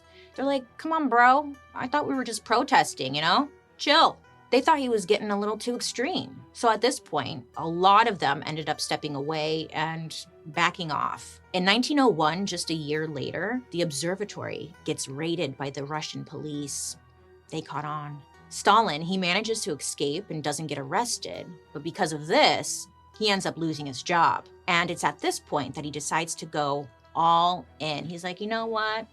I'm gonna become a professional revolutionary, which I didn't even know was a job title, you know? It's like, do you still have to pay taxes with that job title?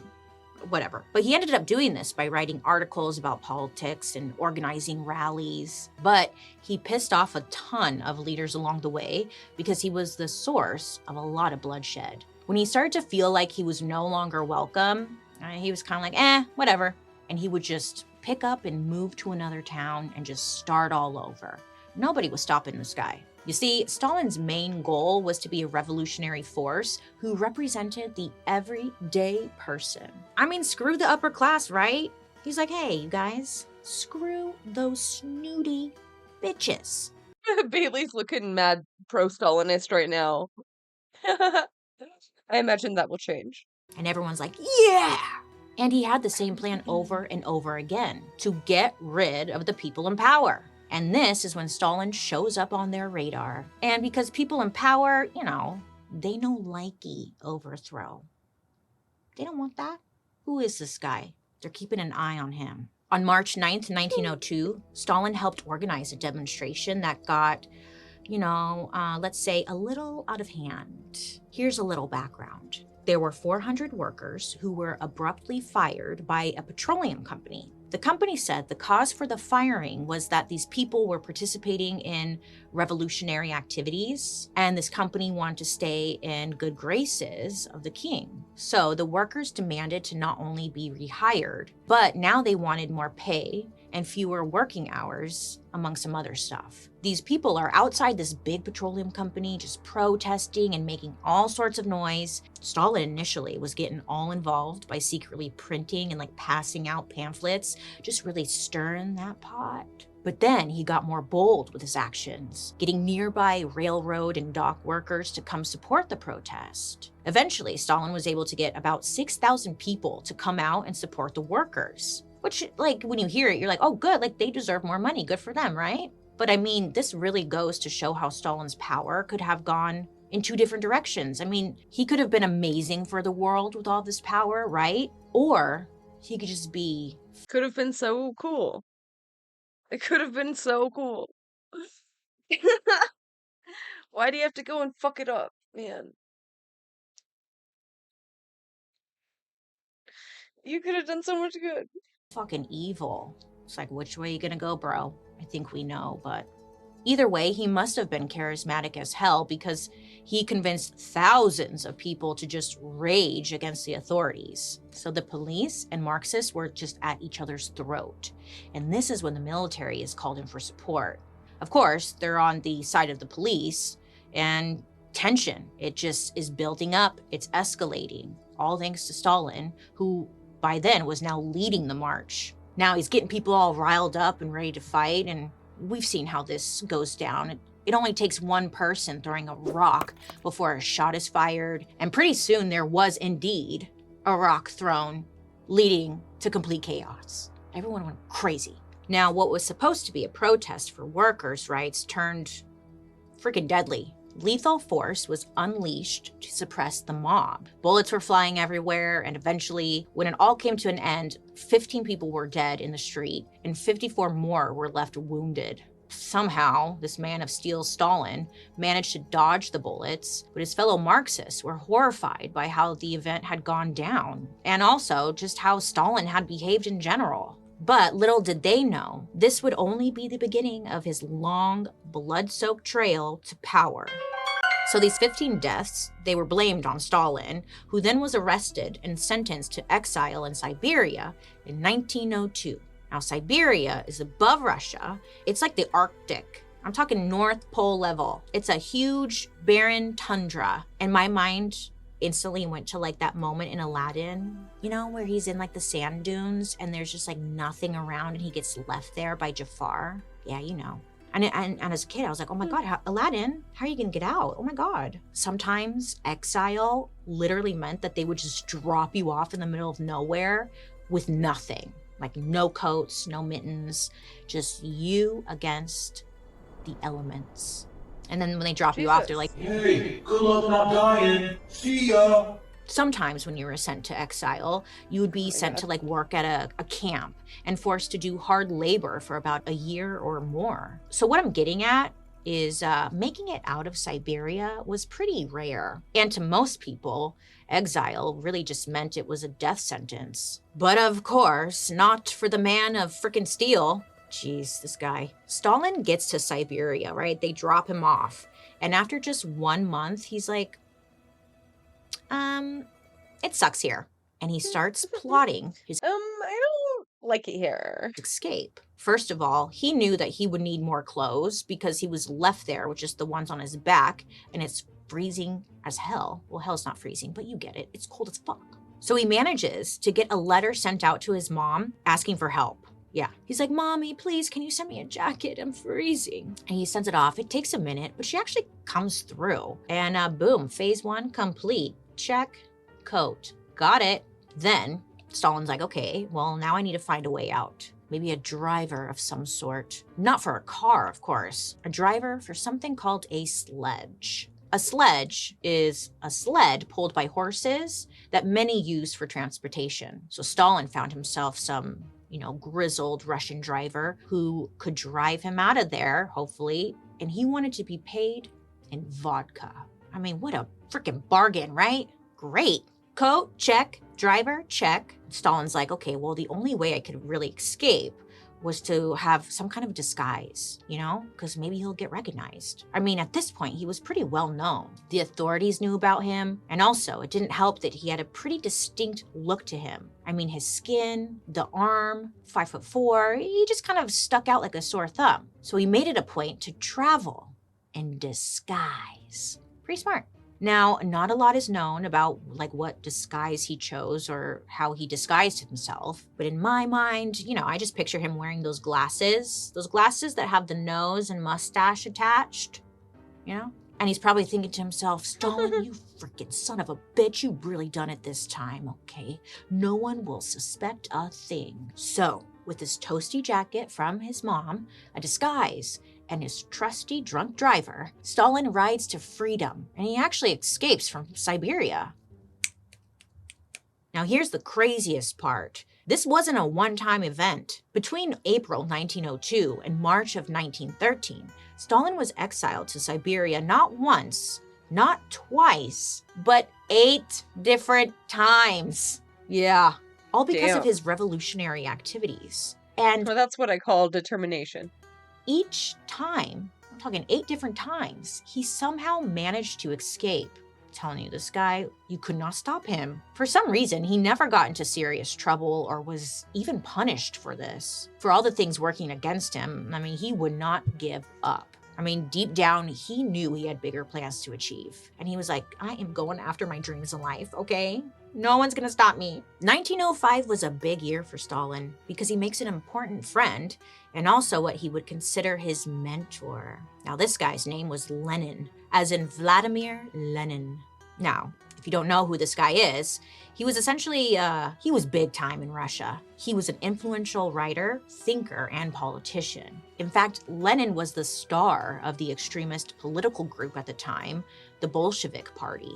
It's kind of similar to the extreme right or extreme left like we have in America. The Bolsheviks believed that their party should be exclusively made up of ride or die professional revolutionaries. And around this time, Stalin joins the Bolsheviks. But when Stalin gets there, he's involved. He's like, these guys, they're pretty extreme.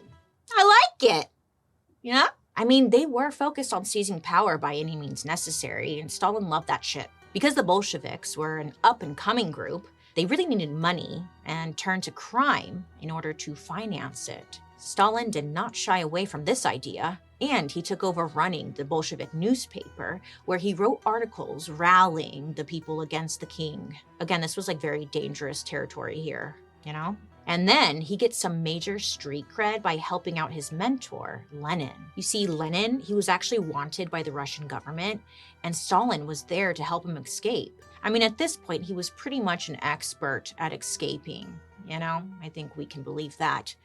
You know when you have like one of those moments where you bond He was like a real life Houdini. Crazy. with your friend? It's just something, you just have that moment of like bondation where you're like, oh my God, we're gonna be like best friends forever. Besties. Well, this was the moment with Lenin. Like Stalin and Lenin were like, oh my God, besties, should we make bracelets? From that point on, they were glued at the hip. Lenin's like, hey, you scratch my back, I'll scratch yours. And he ends up giving Stalin a powerful leadership role within the Bolshevik party. Ooh, yes he does. A little too much power. Now, in the Soviet Union, a perfect storm was a brewing in 1917 because millions of men got sent to fight in World War I. And I mean, no one was back home doing the farming. And in turn, this resulted in a major food shortage. On top of that, people across Russia were going hungry. There was just not a lot of food available. And if there was, it wasn't like good food, you know? Well, that's when Lenin and Stalin see the perfect opportunity to take advantage of the situation. So they start going up to the people saying like, hey, aren't you guys mad? Aren't you hungry? The king is starving you. You should be mad at the king. Just getting everybody all riled up. And all the people are just like, yeah, I am hungry. Fuck that gut. Fuck that king. So it's working, right? Everybody's just, tensions are building, baby. And then finally, everything boils over and the pressure cooker explodes. On the night of October 25th, 1917, everything would change for Russia forever. Essentially, Lenin kind of like gets on Twitter and orders an attack on the Royal Winter Palace. I mean, I'm just kidding. He didn't get on Twitter, but it was kind of similar to Twitter, you know? But let's just say it was giving January 6, 2021 vibes. It was very much that. Remember, the Bolsheviks are next level, and they are ride or die for Lenin. So when he tells them to go storm the palace, these people showed up, okay? All of them with like pitchforks and torches in hand. Oof. Do you remember the movie Anastasia, the cartoon?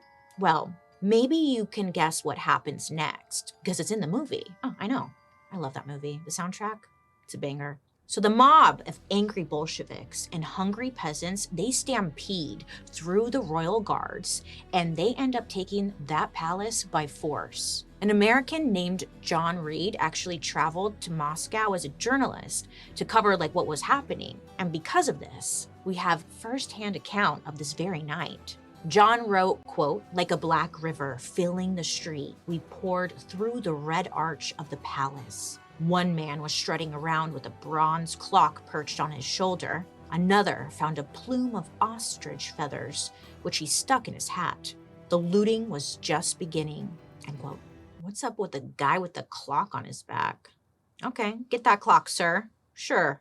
The Bolshevik leaders were more worried about the insurrectionists getting drunk off of the royal booze. Yeah, they were very protective of their booze. So they ordered that all of the wine barrels, they be shot and destroyed by putting holes in them, right? So a ton of red wine just flowed through the streets and into the drains, which is kind of a creepy image, you know? If you didn't know it was wine, people actually thought it was gallons and gallons of blood filling the streets. Could you imagine? That would be very scary. But it was just like Cabernet, you know? You probably find me in like the corner with a straw. If I'm getting murdered, I'm gonna go out drunk, okay? Leave me alone with my straw. Unfortunately, many people didn't even know about the real bloodshed that was happening in secret. The royal family, the Romanovs, had already been moved to Siberia and were essentially put under house arrest. King Nicholas was deposed, in other words, overthrown by the Bolsheviks. And this was made pretty much final when he and his whole family were secretly and illegally executed by a firing squad in the basement. Seriously. The revolutionaries, they had dragged the whole family out of bed one night, told them, you know, we're just relocating you guys for safety. But then they put them in the basement, locked all of the doors, and then proceeded to open fire. Think it went a little too far, don't you guys? Maybe, I don't know. Stalin, Lenin, and other Bolshevik leaders, they ordered the murder to happen in the basement specifically so that no one could escape and no one could hear the gunshots. Apparently, the shooting started so quickly that the king's wife and the oldest daughter tried to say a prayer, but the shooting started before they could even finish. Nicholas was killed immediately with multiple bullets to the chest, and his wife died quickly from a shot to the head. But the 5 Romanov children, who were between the ages of 13 and 22, were still alive. The room was filled with so much smoke and dust that no one could see anything for a few minutes. And I mean, of course, they're screaming and crying, and the Bolshevik commanders are getting kind of nervous about all the noise that's happening because, I mean, what if someone hears and it gives them away? A revolutionary named Alexei Kabanov comes down and orders that the rest of the family and even their dog be finished off and do it quickly. But this was easier said than done because the royal family had diamonds. I'm talking literal diamonds that they had smuggled out of the castle, but they were sewn into their clothes. And I was asking, like, why? Well, it's essentially like the world's most expensive bulletproof vest.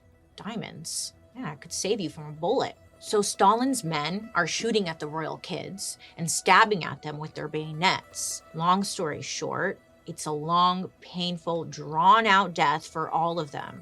Apparently, Anastasia and her sister Maria were the last ones alive. And they huddled together in a corner until they were shot in the head, leaving them dead. So horrible! When it was all said and done, the whole royal family and their servants were stripped naked and mutilated to prevent anyone from discovering who they were after they were buried in an unmarked grave. 70 bullets were fired in total, and the murder took around 20 minutes, which must have felt like hours. The Bolsheviks tried to keep the murder of the Romanovs quiet and only announced to the public that Nicholas was dead at first. It wasn't until years later, in 1989, that the truth was revealed when the graves of all the royal family members were found. Yeah, I know. That's some dark, sad shit right there, huh? The end. Do we need more? It goes on.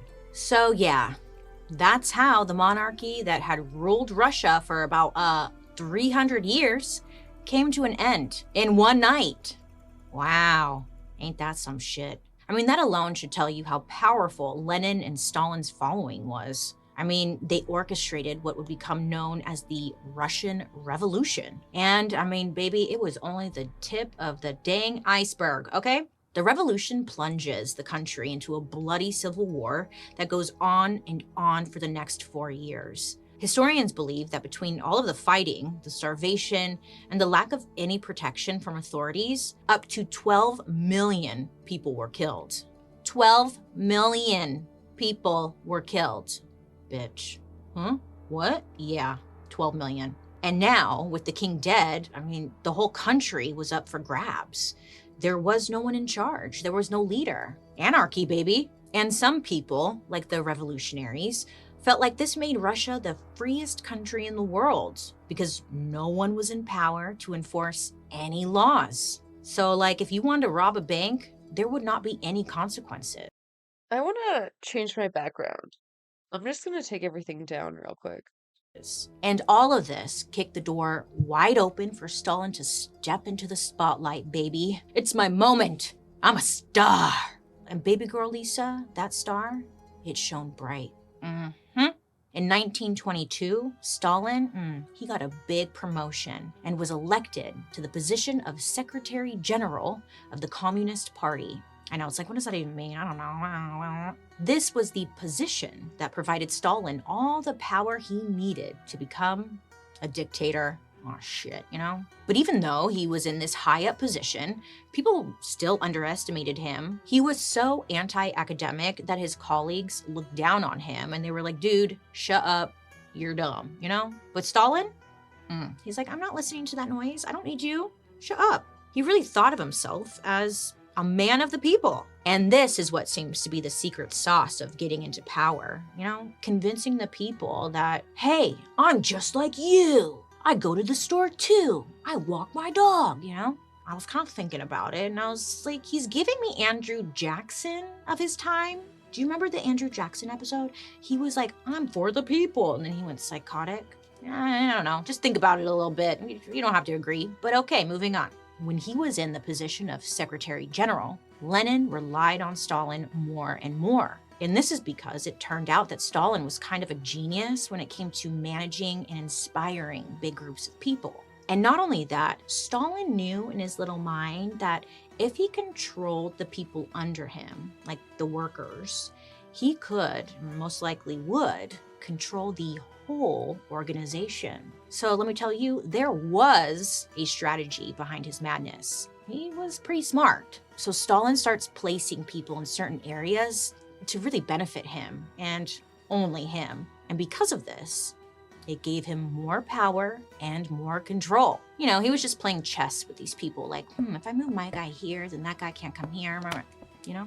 So if you were one of the guys that got placed in like a higher position by Stalin, many of them were like, wow, thanks, man. You know, I definitely got your back. It was like a compliment. And pretty soon, he had a bunch of loyal people under him who felt like they owed something to him. So if Stalin told them to jump, they said, baby, how high?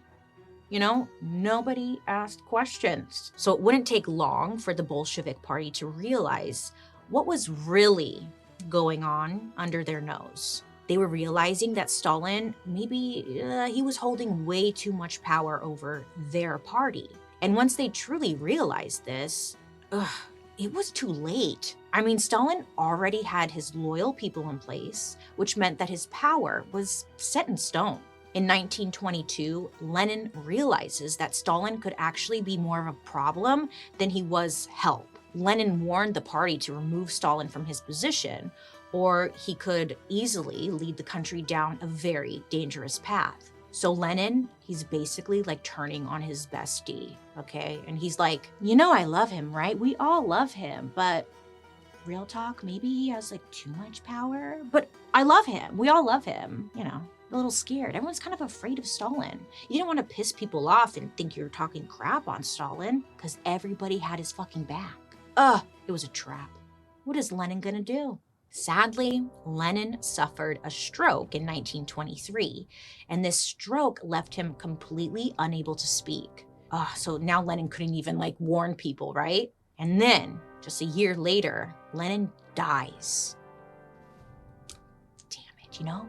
And like once again, Stalin, he's like, hey baby, and there's an opportunity here for me to take full control. So other people, you know, they also wanted Lenin's position, of course. So to get ahead of it, Stalin launches a huge campaign against his competitors. So he goes off just trashing their reputation and openly says that they aren't being faithful to Leninism, making it seem like, you know, they were disrespecting their leader who had literally just died, you guys. He just died. Be respectful.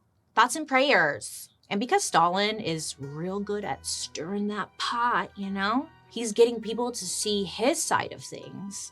And everyone again is like, oh my God, yeah, they all suck. You're right. By 1927, Stalin, this guy who came from like very humble beginnings, has now fully taken over the country.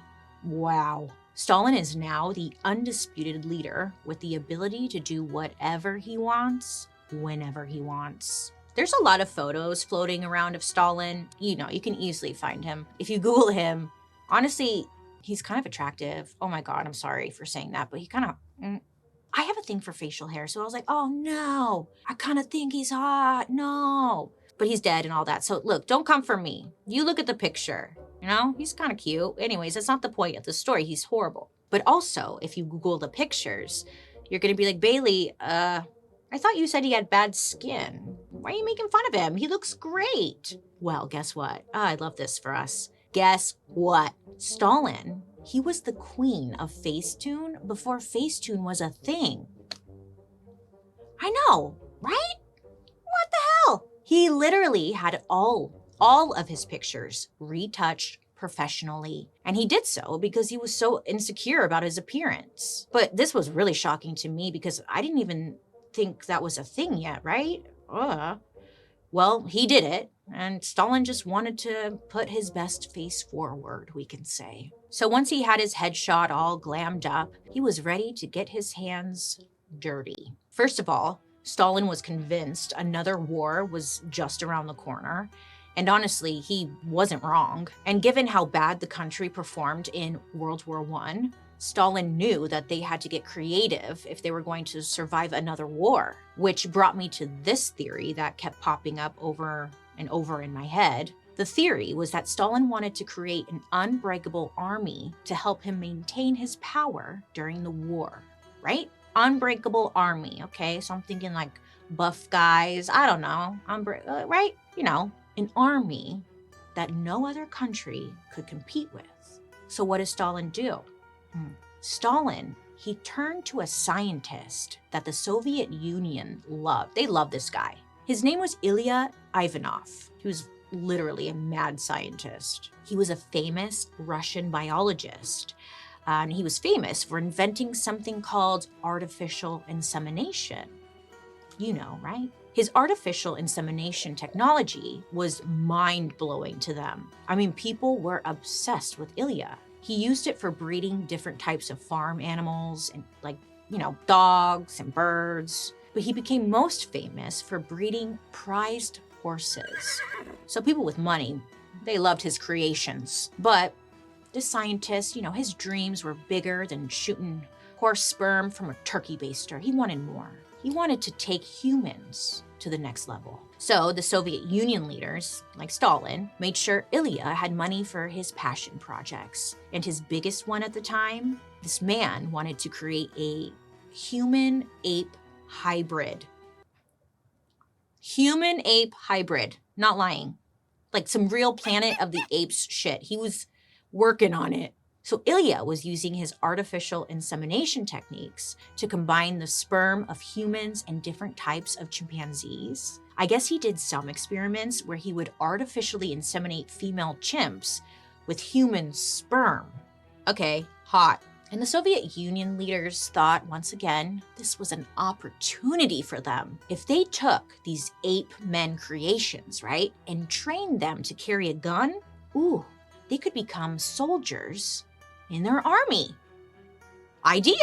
In their mind, these ape human soldiers would be much better than regular human soldiers because they wouldn't complain about food, first of all. They could probably work longer. And most importantly, they wouldn't have brains to rebel against Stalin. And worst case scenario, if they die, they could just create more. Great idea. Now, to be clear, there aren't any written records of Stalin asking Ilya to create an army based on his jizz experiments, but, okay, come on. Anything that happened within Soviet Russia during this time did not happen without Stalin knowing. Thankfully, the experiments never worked. And even though it was all just a theory, it kind of makes sense that it's something Stalin would have wanted, especially because what he planned next would go a lot smoother if he had soldiers who didn't have human emotions. The same year Stalin takes power, he kicks off something called his 5-year plan. Stalin was kind of one of those doomsday preppers, he was sure that the next World War was right around the corner. And this time, he was like, listen, this time, Russia is gonna be ready, bitches. They were going to have weapons, factories. They were going to be a world power on the same level as England and the USA. That's the goal. And since World War I was still fresh on everyone's minds, Stalin's fear tactics really convinced the people to just trust him. Stalin himself even said, quote, "We are 50 to 100 years behind advanced countries, so either we do it or they will crush us." So the people, they trusted him. These were really scary times. And if he's telling them, hey, if you follow my plan, we're gonna make it out alive. So many of them followed, right? They trusted him. He's the man of the people. In order to make this happen, Stalin really needed to bring Russia up to date. So millions of people became industrial workers. And the country needed giant farms like the ones in the US to accomplish this. So independent landowners were now considered a threat by Stalin, because he wanted their land, okay? And they were in his way. So there was a class of people in Russia called the kulaks, and they were, well-off, well-respected farmers in the area. But in order to achieve that 5-year plan Stalin wanted, he announced to the people that it was time to do something drastic. Stalin essentially tells everyone, look, either we destroy the kulaks as a class, or they are going to destroy us. Whose side are you on? I mean, bitch, he was coming for their throats. In the summer of 1929, Stalin sent 25,000 Bolsheviks into the country to take the kulaks' land. Obviously, the kulaks resisted. They're like, hey, fuck you. And the farmers decided, you know what? No, you're not having my land. You're not having my livestock, nothing. I would rather slaughter my own livestock and eat them instead of giving it over to Stalin's men. And guess what? That's exactly what many of them did. It's kind of fun. That was a big middle finger. It's kind of funny. So when Stalin's men came to take their land, the kulaks ate all their food, the livestock, ate them, slaughtered them, whatever. And also, they armed themselves and fired at Stalin's men. And when it was all said and done, over 1,000 of Stalin's men were killed. As you can imagine, Stalin was pissed. To punish them for standing up to his authority, millions of farmers were either deported, sent to those brutal Siberian work camps. Some were arrested, and some were just freaking murdered. The rest of the world at this time was dealing with the Great Depression, and Stalin was taking a moment to brag to the rest of the world that our economy is booming. He's like flexing to everybody that, hey, we're doing really well over here. Look at us. We're building canals, highways, dams. We are thriving, baby. But at this time, it wasn't true. What he was hiding from the rest of the world was that his country was paying a very big cost for this, grand 5-year plan of his. After all of that livestock was slaughtered, Stalin arrested millions of farmers across the Soviet Union. This would ensure that Stalin could indeed have his men take over their land, without any resistance from the people. And Stalin did something else that changed the Soviet Union forever. Something so evil. It makes you wonder, who in the hell thought that was a good idea? What in the world? Now, this all occurred in an area of the Soviet Union that is now modern-day Ukraine, okay? Silly Billy, why would you go and do a thing like that?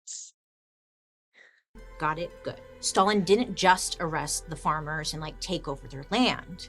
In 1932, the Soviet Union leaders, they forced small villages to farm food and then turn it over to the government, or else. These villagers, they worked themselves to the bone to farm enough food for not only themselves, but also now the rest of the freaking country. And then I was thinking, what were they doing with all this food, Well, Stalin was taking it and giving it to the factory workers who were considered more important than the rest of the country. And this created one of the worst man-made famines in human history. It was something called Holodomor, which is often referred to as the Ukrainian Holocaust. For someone who started out as being all about, power to the people, all for one and one for all, Stalin, he had completely flipped.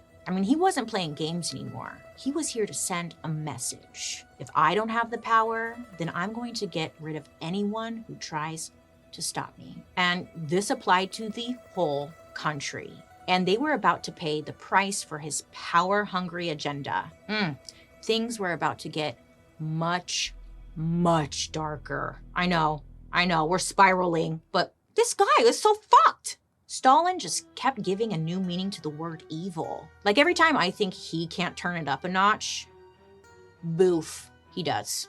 He has the Soviet Union citizens starving to death, resorting to eating literal dead bodies. He does the unthinkable to his own son, and even tries to make friends with another lonely dictator who also had an infamous mustache.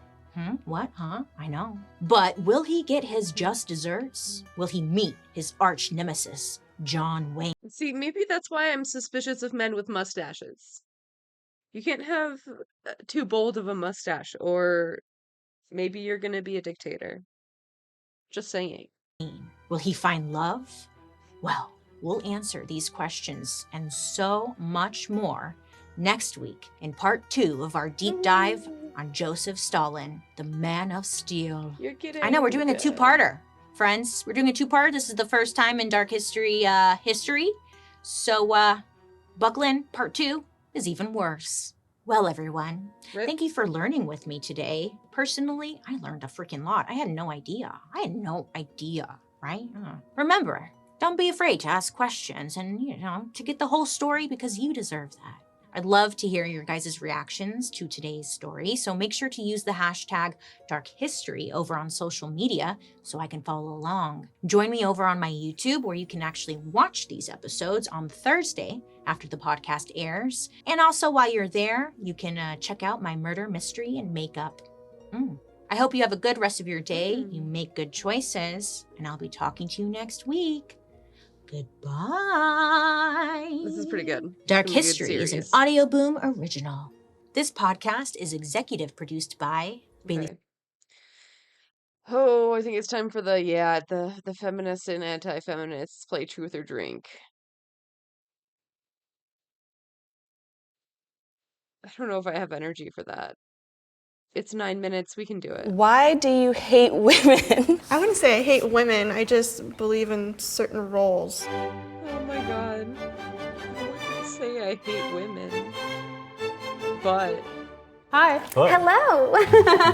My name is Bailey. My name is Riley. I'm Charity. I'm Emily. I am Chauvin. I'm Peter. I'm the anti-fascist, but... Feminist? Anti-feminist, sorry. Can you each take turns defining what that means for you? I view feminism as a social movement advocating for the equality of all genders. My view is anti-feminist. We were born and raised, and actually we tend to lean in towards those traditional ways, so. Why do you think we brought these two groups together? It's really relevant today. There's a lot going on in the climate, so I feel like there's maybe even tension between women in general because of it, so. Real. Should we start with the shot? Sure. Sure. Ready. What are some stereotypes you've heard about feminists? I imagine somebody with like hairy armpits and like has period pad earrings, and I'm like, I don't like it. What makes you like feel that way? I don't know. I feel like the media mostly. Sports bras and tiny pants and heels, and trying to just go above and beyond to make it known that it's my body, I can do what I want with it, and you can't do anything. I don't have sports bras or tiny heels. Or... You're not wrong. Stereotype, not 100%. What? I didn't understand any of that. Tiny pants and high heels? Like, what is this description? Pants and heels. What makes you What is she talking feel about? that way? I don't know. I feel like the media mostly. Sports bras and tiny pants and heels, and trying to just go above and beyond to make it known that it's my body, I can do what I want with it, and you can't do anything. I don't have sports bras or tiny heels. Or... You're not wrong. Stereotype, not 100%. It's all about body empowerment and doing everything you can with your body with whoever you please, instead of waiting for the right person or ignoring the other people. No, not sluts. Wow. That not following. No, that's not it. Let's say nicely, the 10 Commandments per se, you know. Who gets laid more, feminist or anti-feminists? What the fuck? I would have to say feminists. Anti-feminists typically have a stereotype of not exactly being sympathetic or empathetic towards women. I can see that, but at the same time, I don't see how Wonder why. being anti-feminist would delay a person from being sexually active. It's all stereotypes, but... I mean, I would like to hope that everybody's having some share of affection or love. Who gets laid more, feminists or anti-feminists? I think feminists, just from what I've heard, especially from friends of mine that are women, when they're on dating apps and such, they have someone that they think is, in that kind of sphere of not a feminist or is a Trump supporter or something like that, then they'd swipe left. Are you a Trump supporter, Bailey? 110%. I think he did a really good job at running the country. 110%. Since we're talking about feminism, what do you think of his comments on women? People do say things and do things, and I don't think that people should be held accountable, especially for things that happen, years and years. You see, people say things and do things, and I don't think they should be held accountable. I just decided I don't think they should. Your privilege is showing. Years and years ago. People can say things and still be kind, genuine people. This is a tough question. Oh God. Why do you hate women? What? Is that really it? Is the question. My answer is I do not hate women at That's all. a good answer. Why do you hate women? I don't hate women. The things that they're trying to stand for, I just think is a little ridiculous. There's been so much time of us doing the same thing, and why would we want to change that? I wouldn't say I hate women, I just believe in certain roles. I need to make this very, very clear. I do not hate women. Every woman's beautiful in their own way. I think the definition of feminism has changed over the last 60, 70 years. I've seen it move towards focusing on women's rights and their reproductive rights, towards being really hateful towards men and their ideals of what is masculine and what isn't. So if I'm understanding you correctly, you agree with the principles of feminism, but you don't agree with a certain segment of feminists who you perceive to be more man-hating than they are about advocating for equality. Yes. This is a patriarchal society that is antithetical to what feminism says, which is we should all be equal. Define, it has in quotations, a woman. Define a woman? Yeah. A woman itself is anyone who believes that they identify as a woman. I mean, gender to me is a social construct. I do feel that definitions are hard, but I do feel that a woman is somebody who was born with a vagina. That's my definition of a woman. When you're defining words, it can be super tricky to get the actual definition. Like, how would you define a chair? Well, it has a seat and a back and 4 legs. So a horse is a chair. Which group is more racist and why? Oh boy. It's a slam dunk for me, but I'm curious. I think anti-feminism is really pretty racist. I would agree. I'm more liberal on the side of anti-feminism. I think a lot of people who are more traditional are more racist towards that fact and are willing just to stay with their groups. Why does racism have to come into it? Some of the first feminists were extremely racist and did not want to include people of color at all in the things that they were fighting for. Yes, that's why. Well, you just taught me something new. That's why women of different races were allowed to vote at different time periods throughout history. Honestly, don't know. I'm gonna just take a shot, because I can't answer that question. Can you answer the question? Yeah, I'd say generally I think anti-feminists are more Yeah, racist. I figured you'd say that. Why? Because there's typically a lot of beliefs that tend to go together. I disagree. I mean, and personally, I don't see skin color. You're a human. I think it's an outdated phrase to say I don't see color, and that was born out of not recognizing the different experiences people go through. For your case, you're saying you like to have a traditional kind of household. Mm-hmm. I don't think there's anything wrong with that if that's what you want. Mm-hmm. It's more about if you are trying to tell others the way that they should live and you're advocating, politically, voting for people or wanting laws to get passed that keep things a certain way, that restrict people. Why change something that's worked for so long? Doesn't. Maybe works for. It doesn't work for a lot of people. Just because it worked for you doesn't mean that it's working for everyone. And also, it's pretty new to humanity, the concept of a nuclear family. It takes a village to raise a child. It's not just two people in isolation in a vacuum raising a child. Even still, that's not a feasible way to raise children.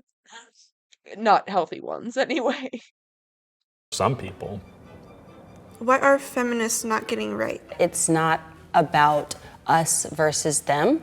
Feminism, at the end of the day, is about the ability for us to be able to work together and pick the best viable person to do the job, no matter what gender they are. Do you remember when Trump first got elected and there were the women's rights riots? Yeah. People had like the little pink hats with the cat ears, the pussy hats. I don't know what they were called. It makes me think a lot about white feminism and the way that feminism is expressed. Like me included, to have to like check themselves at every point and be like, am I listening to people more marginalized than me? Or am I like getting really excited about a movement and like doing something performative, like wearing a pink hat with cat ears and yeah. Give feminists one compliment or take a shot. I'm taking a shot on that one. Really? Really? You can't think of one thing? You're not even gonna try to think of one thing. Let's take a shot and I'll give you all a compliment. Clink, clink. I will say that I think feminists, radical or not, are real strong. Try to beat one down with your words. I don't think it's gonna happen. There you go. I think feminists are amazing in the way of they've made birth control, condoms more accessible, and I think as well as promoting there being male birth control as well. All right, game's over. Woo! All right. How was that? That was really fun. Good conversation. Yeah. Really fun. I think it's conversations that people need to have. Yeah, I liked it. It was Yeah. good. It was I was prepared for way worse. Better than I thought. Yeah, I was like, Yeah. I think it was good. I felt like y'all were coming here expecting more tension. Antagonism. Yeah. And you all got along. Yeah. Yeah. Matt had Chris James on Left Reckoning, which you guys should all check out. Chris James is a prankster in the best kind of way. And he has been using AI to recreate the voices of right-wingers and calling into different shows. And Amazing. on Monday... My fucking hero. Hilarious. Best use case of AI. This very much hyped footage, which I'm super bummed about, is coming out of Chris calling into Alex Jones's InfoWars as Tucker Carlson, spoofing his phone number. Well, so how? I mean, Alex has Tucker's phone number. So Chris has Tucker's phone number. Chris yeah. has and Alex. And too, he but- he didn't call into InfoWars, but called Alex's personal phone. That's amazing. So Alex Jones, which he's done a number of times. Well, but Alex is pretty freaked out about this, which is why I'm so pumped. Part of why I'm so pumped for this. Here's Alex Jones speaking about this incident, and I don't know, just he's panicked a little about how it's going to come out. A little more context is like Chris did this, with the AI Tucker voice and called Alex's personal phone, and Alex answered it and sort of ran with it and didn't understand Tucker. It was a fake Tucker being like sort of, and we have to wait till Chris, not even the show releases the call, but it was like presumably lewd and surreal. And Alex Jones like, yeah, okay, Tucker. And then Chris texted Alex saying, because of how it went, he's like, oh, this might actually blow up. So he's like, by the way, that was me as an AI. Yeah. And then the next day, Alex Jones sent him repeated texts saying, please come on, you got to talk about this. Please come on the show. I'll come on your show. And Chris was on the Go Off Kings last night and talking about it. And he made the point that I get the sense too that Alex Jones is desperate for attention right now. Like, yeah.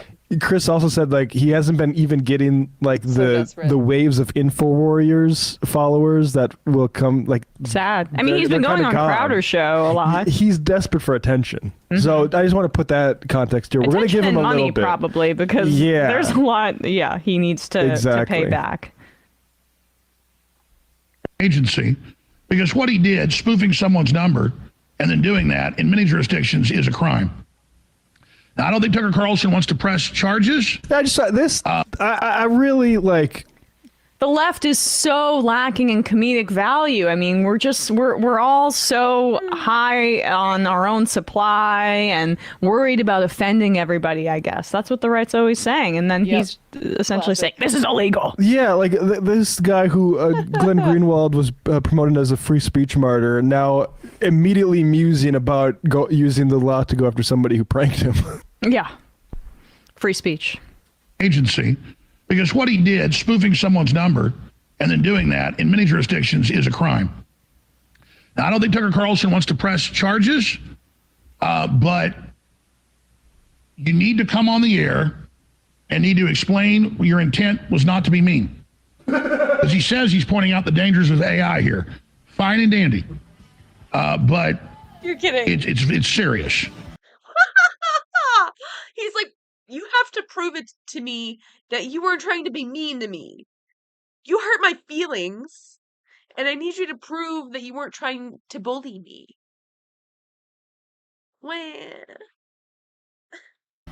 Because you don't know what's going on, what's been happening to Tucker behind the scenes. Oh, please. And so you need to understand what you did is not good. And we need to get that out in the open so that it doesn't escalate any further. We'll be right back. So, I mean, he just is so concerned about his buddy Tucker's feelings, which is, they're so close. They're so close. That's why he could not discern that this was not Tucker calling him, that it was an AI. Yeah, I mean, it's, first of all, he's Canadian. But secondly, FCC rules prohibit anyone from transmitting misleading or inaccurate call ID information with the intent to defraud, cause harm, or wrongly obtain anything of value who's pranking him. Yeah. Sorry. Good luck showing harm here. The harm is like you continuing to embarrass yourself by calling for legal action against somebody.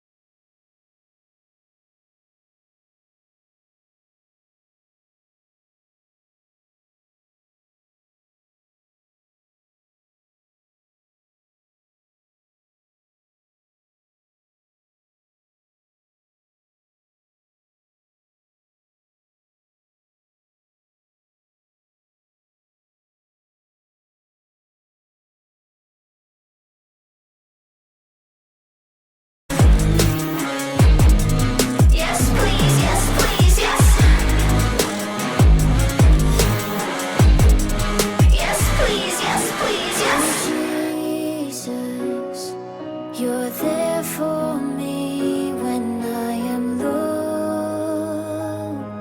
Oh, come and restore our hope. You make all things new. My life was made for loving you. You can call me Jesus. My God, saying up, don't tease us. Said I'm not, God, I'm kneeling at my altar. For me, I'm your daddy and your daughter. Yes, please, yes, please, yes, please. Yes, please, yes, please, yes. Yes, please, yes, please, yes.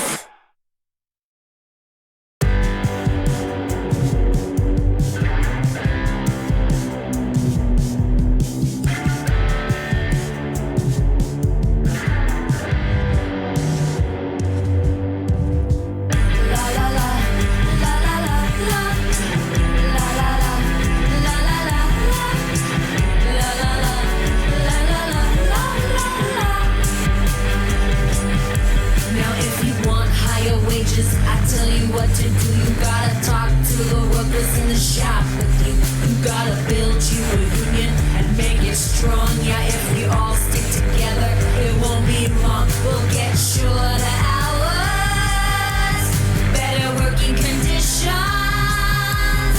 vacations with pay.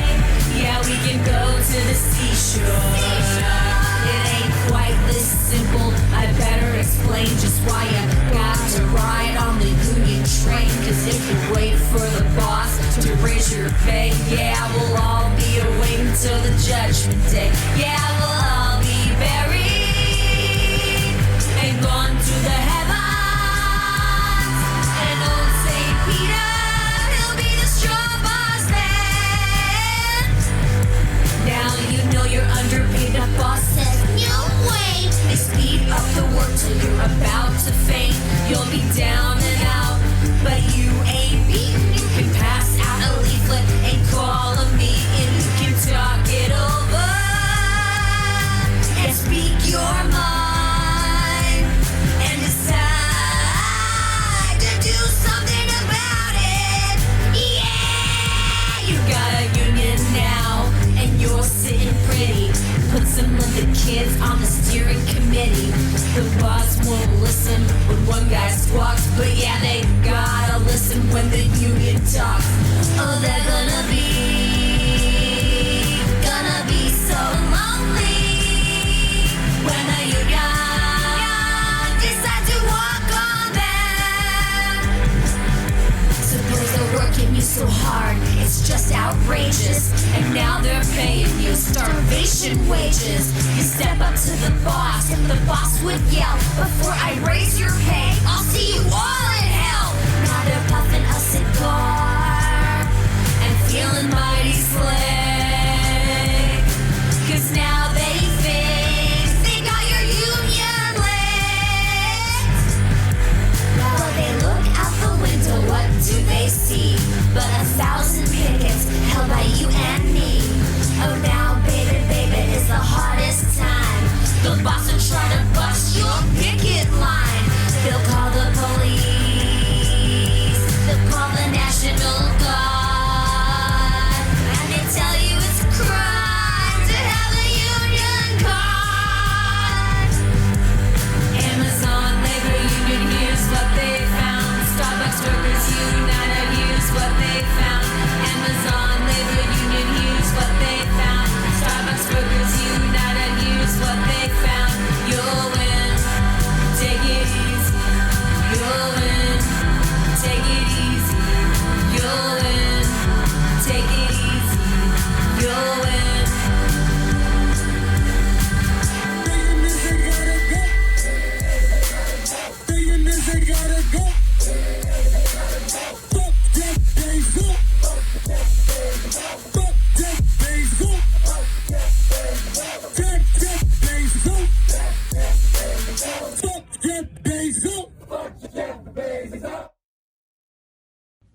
You guys, my dad literally just got punched in the face for being a Trump supporter. Like, that was it. Just for being a Trump supporter.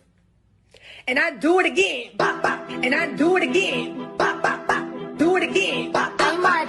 Do it again. Bop, bop, bop. I do it again. Hold up. Bop, bop, bop. Do it. Bop, bop. Do it again. Bop, bop, bop. Do it. Bop, bop. Do it again. Hold up. Bop, bop, bop. Do it. Bop, bop. Do it again. Bop, bop, bop, bop. Do it. Bop, bop, bop. And I do it again. Guys, my dad literally just got punched in the face for being a Trump supporter. Like, that was it. And I do it again. Hold up. Bop, bop, bop. Do it. Bop, bop. Do it again. Bop, bop, bop, bop. Do it. Bop, bop. Do it again. Hold up. Bop, bop, bop. Do it. Bop, bop. Do it again. Bop, bop, bop, bop. Do it. Bop, bop. And I do it again. Hold up. Bop, bop. And I do it again. Bop, bop, bop. Do it again. Bop, bop, bop, bop. Do it again. Bop, bop, bop. Do it again. Hold up. Bop, bop, bop. Do it. Bop, bop. Do it again. Bop, bop, bop. Do it. Bop, bop. And I do it again. I'm Marquise. It's you, boy. And I do it again.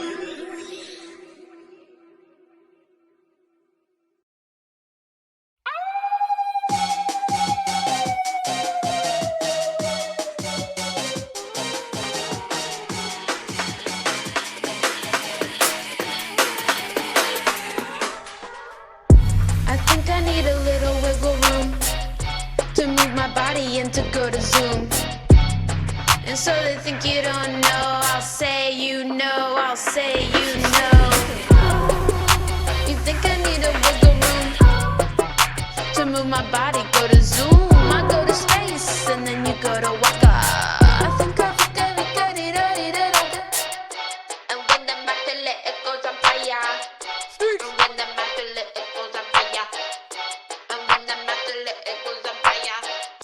And when the match lit, it goes on fire. And then the way it goes, it goes.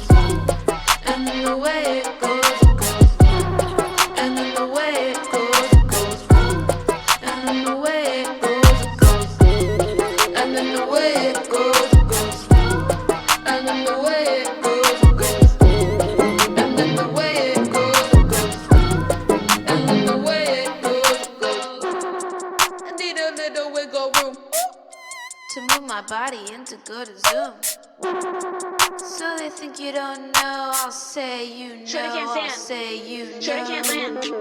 Doing tricks, now he's breaking on his hand. Playing tech deck like a little skateboard. Take me to a skate park, let me show off my moves. I can ollie, I can do a 180. Take me to the streets and I'll show you I'm pretty. I'll wear my hot dress tonight and I'm gonna look tight, cause the boys alright, yeah. The boys all in the room, yeah.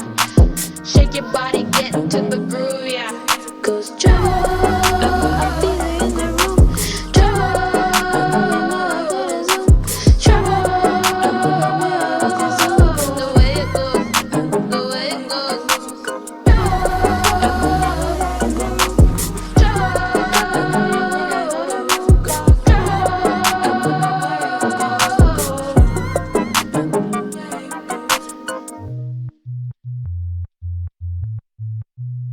And when the match lit, it goes on.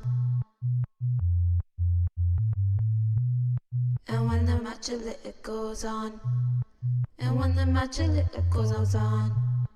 And when the match lit, it goes on. And when the match lit, it goes on. And when the match lit, it goes on.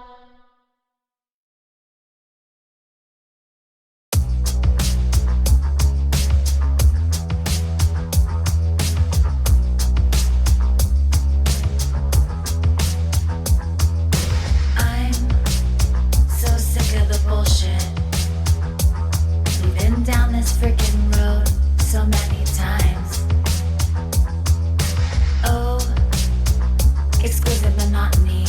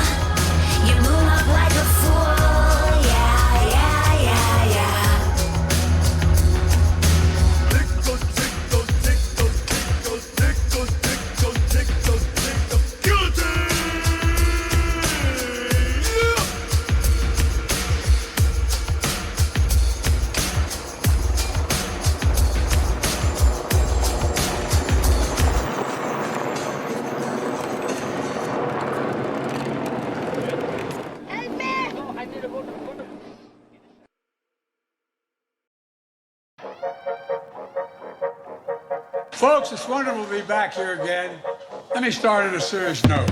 Stand up. Come on. You Sam Ancient. I Sam Wise. Mark Brandon. Stand up. Get up. You Sam Over the Hill. Headline. Mark Brandon. Stand up. Come on. Biden's advanced age is the big issue. Mark Brandon. Stand up. Get up. Trump's, however, is not. Give me a break. In a lot of ways, this dinner sums up my first 2 years in office.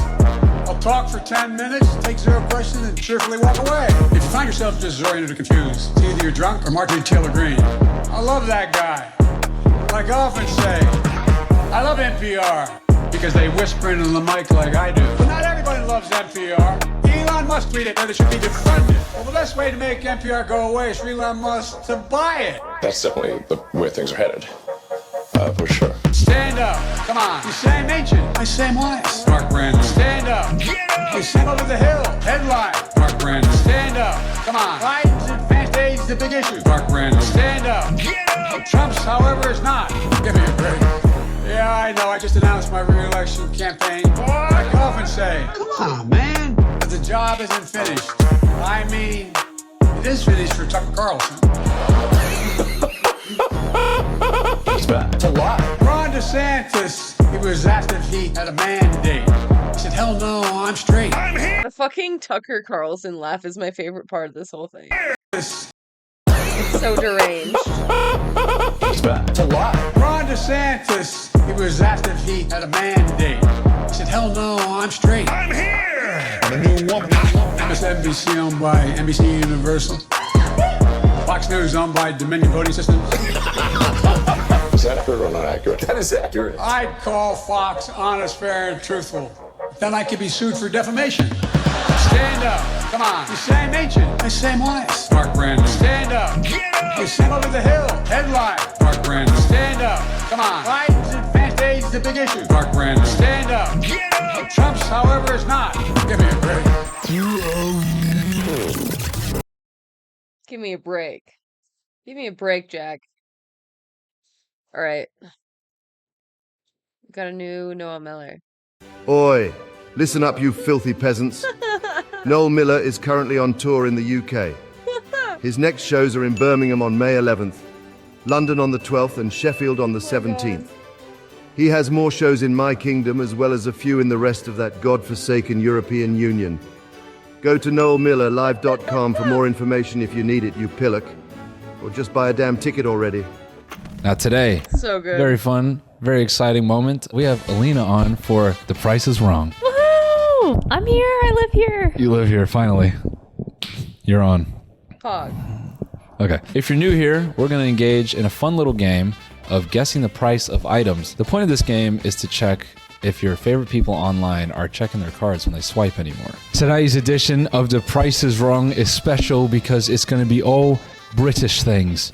British, Britannia. First thing, how much does it cost to enslave all of India? Oh my god. Oh my god. Do you want to tell them why? Why Britain enslaved India? Yeah, for sure. What Alina's referring to is why are we doing British things? It's because Alina is British. Yeah, well, I'll get some because I didn't live there my whole life. But you were born? But I was born and I grew up for a lot of time there. I can claim it. My accent cannot. But if you imagine Alina's what she says with a British accent, it makes sense. Like even that right there. I can, but not. I can claim it. I spent many of hours there, many of hours of months and years. Why do I sound like Moaning Myrtle? Because you want to Harry. Imagine if Myrtle just slurped his shit in that bathroom. She wanted that little anime voice. We know what she was trying to do. Harry, please, don't pull your pants down in the bathroom. All right, let's get to the first question. How much is the best spotted dick in the world at Sweetings in London's? This is according to tasteatlas.com. And we have to quote this in pounds. I don't know what that store was. Sweetings? So, yeah, I've never heard of Sweetings. Is that a grocery store or a restaurant? I don't even really know what spotted dick is. Spotted dick? Don't you get tested for that? It's a restaurant. Oh, well, I can't do that. It's a restaurant dish. So? You ever been to a restaurant before? Don't 2 out of 4 Americans have spotted? I would say it'd be, I don't know, 8 quid. I have no idea what it is, so I'm just going to say 9. 9 pounds. The correct answer for the best sport in the world at Sweetings in London is £6.50. Wow. £6.50. It's some sort of dessert thing, and it's got raisins in it. Are these chocolate chips in this? It's raisins. It's just a cake. Why you gotta call it Gross. I know. I think it's really inappropriate. that? Oh my god. Who wants to eat that? That's questionable. That's very gross. Spotted No. is canceled. There's no reason that a dessert in a can with raisins should be called spotted. There's no reason that anything should be called. You don't think dick should be called dick? What would you call dick if Well, you I think couldn't the call only it? thing that can be called dick is a dick.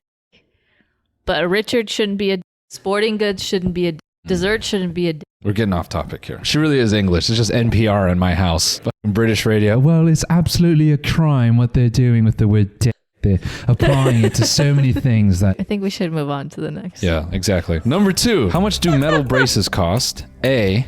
How much in the UK if you qualify for NHS braces? I'm going to say free. Not free. Can I give the same answer? Sure. I believe it to be free because I don't pay for anything. Survey says it is free. So why don't you use them? It's like, just put the tracks in your mouth. For bonus, how much are braces in the US? $20,000. What the? According to oralb.com, these are metal braces. Is this Invisalign or just straight up? Just metal tracks. 10K? You said 20? I said 20. Survey says 5,000. I was wrong too. I'm not going to count that. I think I was too far off. Yeah. Sure. Imagine your nickname was Oral B.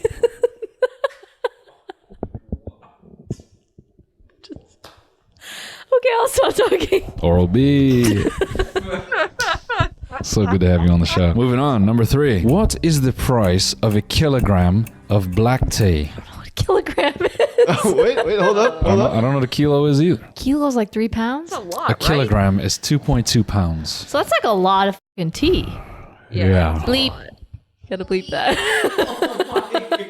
So that's like a lot of bleep tea. I cussed. Alina's afraid of cursing because the YouTube algorithm actually has just like a secret police. And if they find out that you curse, they come to your house and they fucking kill you in your sleep. 2 pounds of tea? Leaves don't weigh anything. I think like a normal box maybe be 3 pounds. But we're talking 2.2 pounds. It's probably 4 boxes. I'm going to say 20 quid. So I'm going to say 15 quid. Your math didn't work there.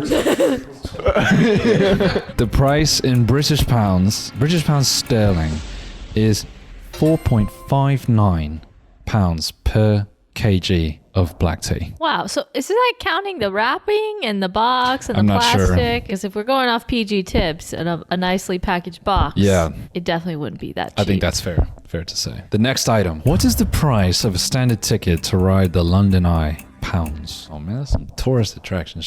They might try to kill your wallet, or it's something stupid. I think it's 20 pounds. Because it's a tourist trap, I'm inclined to say yeah. I think we got to get close to the dollar on this one, so I'm gonna say I think it's gonna be like 50. It's gonna be something stupid. $22.99. Okay, I'm going to say 19.99. Okay. The price for a standard ticket to ride the London Eye is $32.50. Wow. So we were both wrong. Disneyland. We both had the right idea. Yeah. Wasn't no yeah. $3. No. It's Take not a the ride two. on the ferry. Yeah. Okay, next item. This one's for Noel from his hometown. Oh, pivot. Canadian dollars. Toronto, $6 million. Drake. $90 million. Relax, dude. Damn. No, it's not like that. Okay. We didn't say it was like that, and you're already defensive. Just really like his music. No, I don't care for him. Okay, how much did Parks Canada spend to kill 122 moose in Cape Breton Park? I mean, how'd they do it? You know, did they buy 122 Teslas? Did they use 122 Kias? You know, did they use one rifle? Why did they kill them? They're just being a nuisance. Being a nuisance.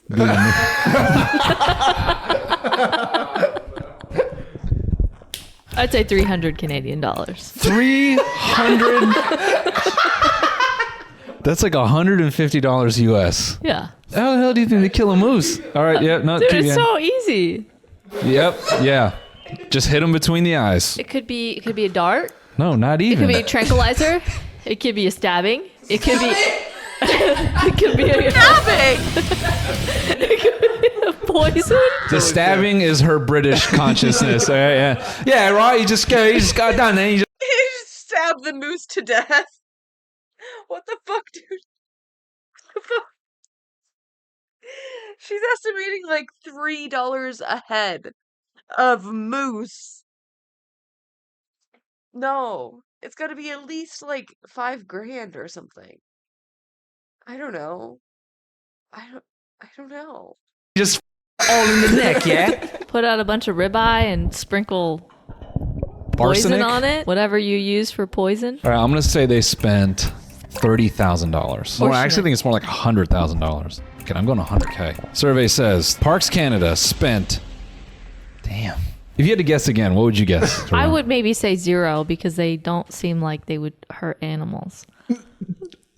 They've already killed them. It seems like maybe a trick question. It's not a trick question. Canadians are really nice, and It's I don't not think a trick that they question. would hurt And Canadians mooses. very much have the capacity to be assholes. Just because they say sorry doesn't mean they're nice people. Okay, if I had to guess again, I'd say 1,000. Well, you'd be close. You would just need 730,000 more on top of that. The correct answer That's is how they're 700. spending? Parks Canada spent $731,000 to kill Jesus. 122 moose. Why did they do this? Because when you have wildlife, Why? some of them overpopulate, so you have to control. I see. Yep. Damn. Okay, but why does it cost that much? Don't you need to just employ like a few hundred hunters? I don't know. We saw a that's possum the messed other up. day, and Alina was like, "That thing looks kind of smooth." It was really funny. Yeah, but then I got out of the car and went with my hands up. I just wanted him to know that I was around and I was ready to protect myself. Anyway, number 6. How much is the Sunset Burger from Nando's? It's 2 chicken thighs, melted cheese, smoky red pepper chutney. I know my answer. With lettuce and mayo in a bolo di caco, a soft sweet roll, deliciously messy. Okay, I will go ahead and $8.99. say my answer is £6. Oh yeah, they don't do the 99 in the UK, do they? It might. Depends on their tactics. Answer it. Oh, let's go. The price of a Sunset Burger from Nando's is $8.75. Wow. That's surprising. 2-2. We've got to break this tie. I really don't think you stand a chance. I really don't think. I really don't think you got it. We'll find out. Ooh, this is a good one. British people are going to go crazy for this. How much is the Oyster card payment for the tube from the Archway station to the Tottenham Court Road? Tottenham. Terrible club. Tiny club. £9. Shut up. We will cut your balls off for saying that. Chelsea. Wow, you're just going to spark off the comment. Oh, Alex was cool until we found out he's a Chelsea fan. Now we have to string him up by his feet and cut him to bits. You said £9 for the Oyster card. I said £9. I'm going to say £14. The price of the Oyster card payment from Tottenham Court Road to the Archway station using your Oyster card is $3.20. We were both wrong. So I get that right. No. Cash gets a point. He guessed 3. Dang, I knew it was cheap, but I thought things had inflated. But you have the right idea. That's the point. You're not sitting here being like, I don't know, $1. That would be bad. Yeah, really bad. Okay. Oh, Alex is changing answers. Curious.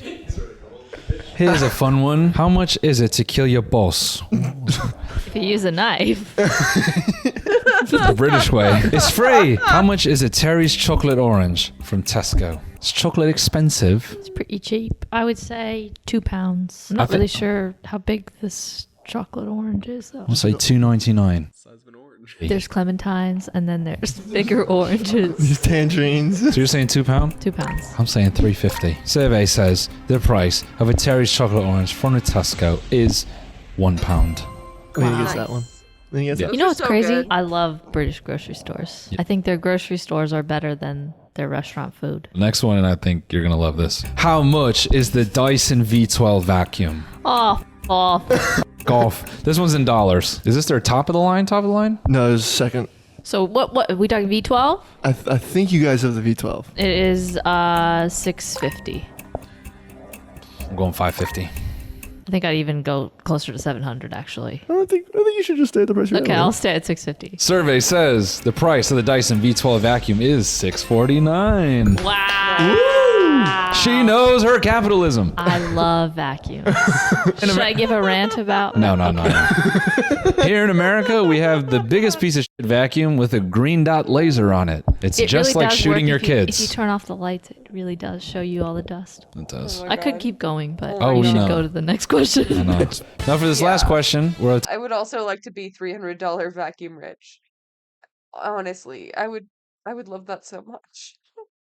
tough point here because Alina has 4 points and I have 2. For this round, we can wager points, and the most you can wager is the most points you have. I will wager my 2 points in an effort to end it on a tie. Alina? I have to wager at least 1 point. Okay, I will wager 1 point. How much is the cheesy chorizo toasty from Flotsam and Jetsam in Wandsworth Commons? Sorry, Wandsworth. Wandsworth Commons, excuse me. Can we get another one? That's a terrible one. It's too specific, and honestly, no one eats that. Everyone in Wandsworth is sounds offended terrible. right now. Oh, this was a tough one. I'm scared of this one. How much is the price of a pint of beer in the UK? A pint And is... what is a pint?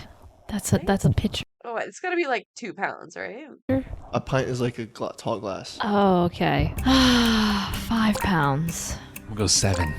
They guzzle that shit up. It's gotta be cheap. The price of a pint of beer in the UK is $3.95, which I'm gonna say Alina got that right. Sure. I'm gonna say, I got I'm that! gonna say you got that. I said it was cheap. I think psychologically you were there. Yeah. So good job. Yeah. It's $1.05 off. Good job. I won! I'm at 5. Yeah. And you're at 2. I don't know. I'm at 0 yet. Landslide. I'd just like to thank you for inviting me and making these questions really challenging. Shade.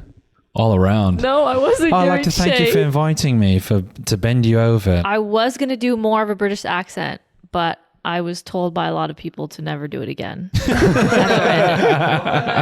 I did. Fuck those people. That is your culture. Do Yeah. it as bad as you want. Yeah, I did a whole episode of the podcast with the accent, and I was told that it was not good. Well, ladies and gentlemen, thanks for tuning in. Go listen to Alina's podcast, Are We Still Friends? They shoot it right over there. Other than that, thanks for tuning in. You won! No, what do I win? A high five. Another one? I Yeah. got so many of these. I know. Okay, thank you. Come see me go on tour. subscribe and see Noel on tour and like this video and laugh at his jokes. I'm in this city, but I'm going to be in this city. So go buy a ticket. NoelMillerLive.com. We'll see you very soon. Come here to play, now I came with a plan. I'm the star inside my circle, I'm the pentagram, whoa. Making sacrifices just to get the lamb, oh. I'm trying to see how fast that hurricane go. Eyes burning, no sleep, hustle is OD. Oh yeah.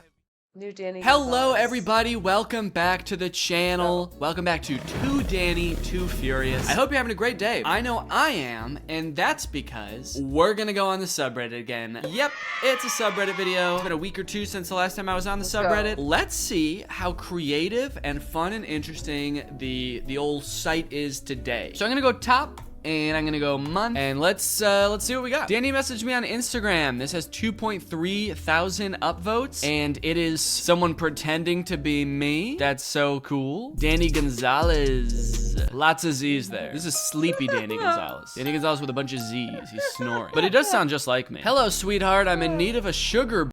You're against him because of his channel name? Okay, listen. It's ironic, I think. I want to believe it's ironic. Babe, pen pal companion. That's so many things. Sugar babe, pen pal, and companion. I want to pay you, and I want you to write to me, and I want this to be like a mutually beneficial relationship where we're both getting companionship out of this. Sounds like you just want a long distance relationship, and I guess you're gonna pay them as well. I'll provide your financial needs as long as we last. Let's get to know ourselves better. Okay, I like that there's not a question mark at the end of that. It's like a statement. Let's get to know ourselves better. Okay, I'm good. That's weird. So I sent you this message and I noticed you didn't accept it yet. Do you not want your financial needs meant? Because I think I made myself pretty clear in the DM. I'm gonna meet your financial needs and let's get to know ourselves better, okay? It's not let's get to know each other better either. It's let's get to know ourselves. Like, Sleepy better. Danny still has a lot to learn about himself as well. And he needs, whoever he sent this message to, he needs their help to figure it out. Oh, there's text on this. He's so considerate to reach out to his fans to get to know us. He's not just trying to get to know you, he's trying to get to know himself as well. Let's take some personality BuzzFeed quizzes together and get to know ourselves better. In all seriousness, it's hilarious to see the way scammers try to scam people. Yeah, I was gonna say, I'm kind of interested to see like where this was gonna go, how he was gonna try to scam you, but I think it's just actually a better idea for everyone to just ignore these types of accounts. Don't try to figure it out. I do not endorse anyone trying to figure out how this person's gonna try to scam you, lest you get scammed. Lest you. I don't think I've ever said lest before. That is a thing. What does that even mean? Lest you get scammed. Define lest. It's a conjunction. Oh, it's formal. Extremely formal. It is. Yeah. Lest you get scammed with the intention of preventing, to avoid the risk of. Yeah. Do not message these accounts lest you get scammed. Oh, looks like I picked the perfect time to start using the word though. Its usage is at pretty much an all-time low. Man, I swear to God, dude, I was born in the wrong generation. I should have been around in the early 1800s. Lest me looking like a fool. This is Danny if his YouTube career didn't work out. He turned into a porn bot and then somebody said, when wasn't he? It's kind of fucked up. Why did I read this in his voice though? I read it in my voice too, funny enough. I read it out loud in my own voice. So to be clear, do not message any of these back. Please. I don't want to be responsible for people getting scammed. Okay, the next most popular post in here is removing one of Danny's facial features every day. And it looks like all of the subsequent most liked things for a while are them removing facial features on my body. Okay, well this is taking up a lot of room on the subreddit. Oh, and then someone made Canadian Danny. It's a lot like Curtis. Well, I'm definitely not going to review. That's fucking horrifying. What the fuck was that? Why would you do it? Why would you create such a horrifying creature?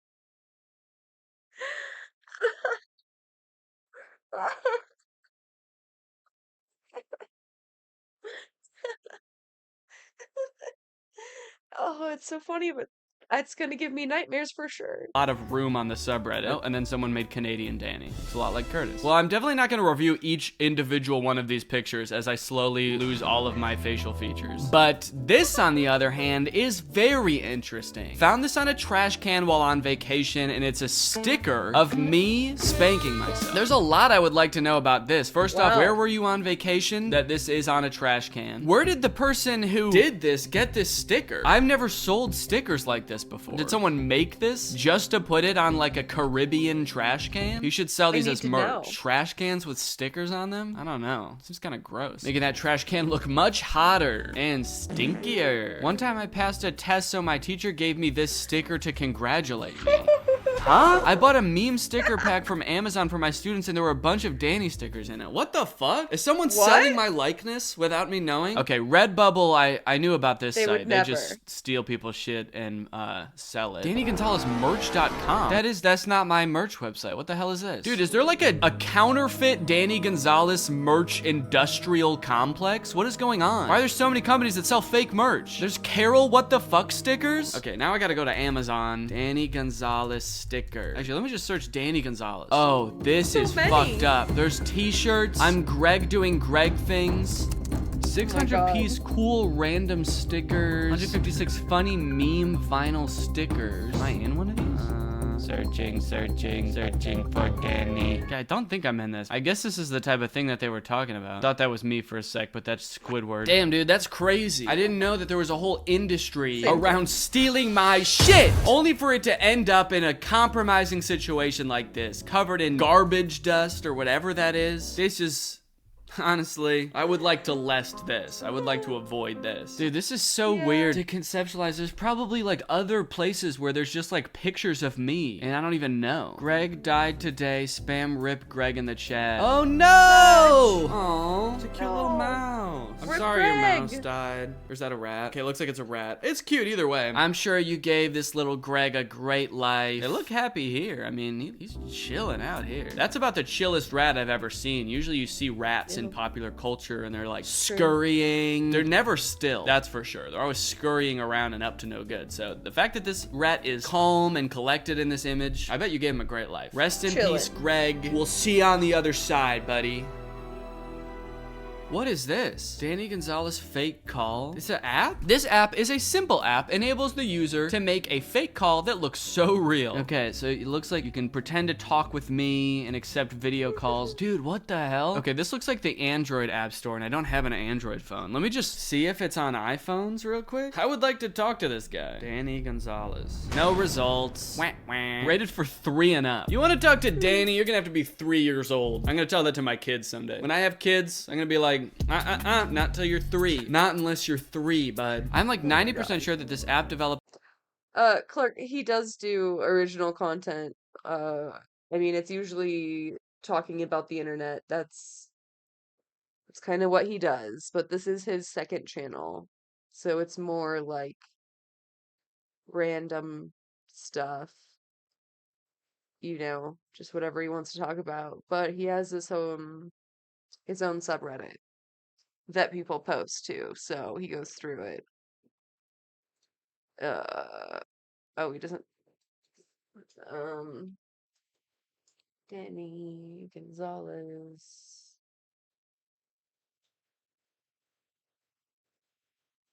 Yeah. What's up, Greg? Today we are going to be watching the Disney Channel original movie Zombies, which is by far the strangest allegory for racism in America I have ever seen. It's about humans living side by side with a community of zombies, the fictional, terrifying, flesh-eating monsters. Guess which one is the minorities in this metaphor? Most Disney Channel movies start off in pretty much the exact same way. Some variation of a not so popular kid getting ready for their first day of school. There's bland pop music playing in the background, or maybe they're getting ready for their last day of school. There's bland pop music playing in the background. But this movie was actually a really nice change of pace from that. The whole intro to this movie is actually a fun little cartoon about how 50 years ago in the town of Seabrook, a power plant exploded, turning half the town's population into zombies that started killing and eating people. Bland pop music playing in the background. No, just kidding. It's horror music. Children are dying. Luckily for our main character, Zed, a zombie, in the present day, things have changed a lot, and zombie... So that's his normal format. Made this app to bait Danny into playing / reviewing it on his channel, which may increase sales possibly. Sales? Looks like it's free, dog. I checked the developer, and apparently they've made many such similar apps with different famous people, but I don't know, maybe you right. I read that right. Yeah, I kind of assumed that this was like a reference to the videos I've made about like the fake granny call game, and someone just thought it would be funny to make it. But if they just do this for other like YouTubers and stuff, then they might not even really have like a concrete grasp of who I am, and they just like threw this together. Shit, now I gotta like find an Android phone to play this. I want to talk to Danny Gonzalez. I want to make a fake call that looks so real. So this is also sort of going in the category of like weird counterfeit paraphernalia and fake conversations with Danny Gonzalez. There's like a theme in this episode. It's like counterfeit me. You know you've made it when you're in a game theory video. I think I've actually been in a few. Oh, I thought this was gonna be a video. It's just a picture. Okay, so it looks like it's a video about the recent Merge Mansion ads. Oh, and there I am. All right, let's see what they say about me. And so, as you'd expect, the internet was going nuts. Danny Gonzalez literally dropped everything to make a reaction video to this. Even Danny Gonzalez was talking about this. A guy notorious for not talking about anything, ever. I actually really like the theorist channels. I don't really watch game theory because I'm not that into video games, but I've been watching a lot of food theory lately. I think I've seen myself mentioned in their videos before, good. So I don't know if someone there like watches my videos or if they're like just like obsessed with me or, but pretty flattering, low-key. Pedro Pascal is in a Merge Mansion ad. But to me, those ads just seem to once again confirm everything that I talked about in my past theory. Okay, all right, easy, man. I didn't see all the other ads. What do you mean it just confirmed everything you knew? Those ads just seem to once again confirm everything that I talked about in my past theory. Pedro Pascal being in the ads confirmed everything you knew? Do you have old videos about Merge Mansion being like, all of these clues lead me to the conclusion that Pedro Pascal is gonna be the detective? But hey, that's just a theory!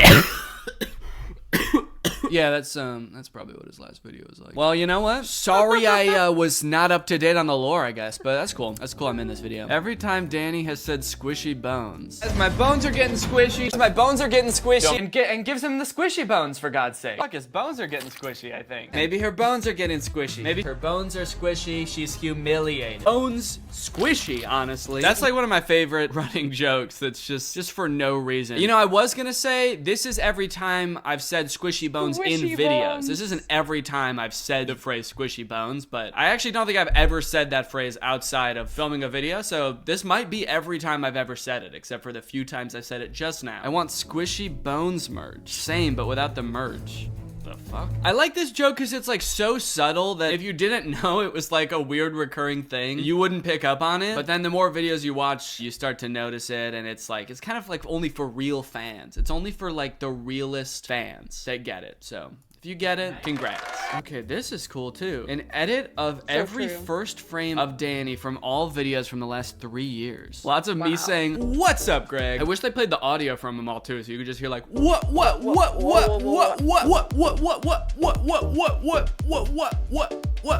Wow. I do start every video in the same position. I guess I sort of do that intentionally. Weird to see like my face and hair change over time too. This is what I look like now, and this is what I look like 3 years ago. All right. My hair got different. Bro, what the fuck? Found this at a local antique store today. Dude, what the hell? There's no way this is a coincidence. This is so weird. Did you buy it? It was only 50 cents, of course. I would have paid whatever for it to come home with me, though. Don't get me wrong. Okay, wait. When was this? When did this person buy this at the antique store? And when did the other person find it on a trash can? Is this the same person? 15 days ago. And they found it at the antique store 15 days ago. I'm gonna say it's not the same sticker because that one looked way too dirty to have been there for less than a day. But that's insane. Wow, that's really antique. It's just like the one my great-great-great-grandfather used to have. Okay, dude, how many of these stickers are there? I didn't know that they were that old. Okay, there's a lot of me spanking me on the subreddit today. I didn't know that that was such a monumental part of my brand. I guess I should do this more in videos? I don't know. My boy Danny made it. Okay, I'm in another video? Why would you use a guide to losing your entire audience by Sunny V2? Oh, I'm in a Sunny V2 video? Gotta say, not the biggest Sunny V2 fan. Yeah. Oh no. Oh god, oh no. Sunny V2 has said some very gross things about Mr. Beast's friend Chris. Yeah, I kind of agree with that. And by kind of, I mean I agree. Okay, so it's just a clip about how Guava Juice lost his entire audience, and looks like I am maybe to blame. I don't think that's really true. All right, let's see what's hot right now on the subreddit. What do we got going on right now? Okay, this motherfucker's still removing my facial features. Okay, that's horrifying. Thank you for that. Oh no, this is the one thing besides is Greg the fastest growing army that you're not supposed to Google. Shit. I thought I could distract everybody with the whole Greg thing so people wouldn't even be focused on Googling this. Oh no. I like how it says that there's 200 million results, but it's not gonna show you them. It's just gonna tell you. Look, I could show you all the results, but I know what you wanna know, and he's not real, okay? You don't need to go to any websites. You don't need to take anyone's word for it besides me. He's not real. I'm liking Danny's new look. That's weird, dude. I actually wasn't sure if this was like me with like a filter on it at first. I'm still not sure, actually. Is this an edited picture of me? I don't like this, man. I don't like that at all. This scares me deeply. Yeah, me too. Added to the list of counterfeit Danny things going on today. I feel like I've taken a selfie from this exact, like exactly looking like this before, but the background wasn't like, I don't recognize this background at all. So that makes me think it's not me. Whoever posted this picture, is this me? Can you please clear it up? Me watching Danny's new video as if I don't have / believe in psychic abilities. Okay, that's kind of, that's pretty surprising. But I guess that's a compliment that they still watched the entire video, even though I was pretty clear that I don't believe in them and that belief only was strengthened by the video. But hey, I'm glad you enjoyed it, glad you watched it. Ghostly Orchid. Post some videos that you doing some sick telekinesis in the subreddit. If you really are psychic, I would like to see it. Maybe you could change my mind. Post it in here. That's not an open invitation to everyone, by the way. That's only an invitation to this one person. I don't want to see everybody posting psychic shit in here. Just that one. All right, well, I would say that's enough for today. Thank you guys for watching. Thank you guys for joining. Thank you guys for posting in the subreddit. If you've got some funny, interesting, inspirational stuff, please put it in the subreddit. And I'll be back again with another video very soon. Bye. Hello, everyone. This is your... The last frame of that video. So good. All right. I am toasted. Cooked. A souffled. I don't know. I'm very tired, so I'm gonna go to bed. Thank you for being here. Appreciate you. I'll be back tomorrow. I'm sure I did that too. Good night. Eagle dreams crashing. Whatever happened to me and you? From lovers to strangers, when everything changes. Pages, and only one word is left. Please let's just be quiet until the next riot. Just give us some time for the wounds to heal. What is broken is broken. Let's just leave it for now. We need some perspective just to understand how. What is broken for now. What is broken for now.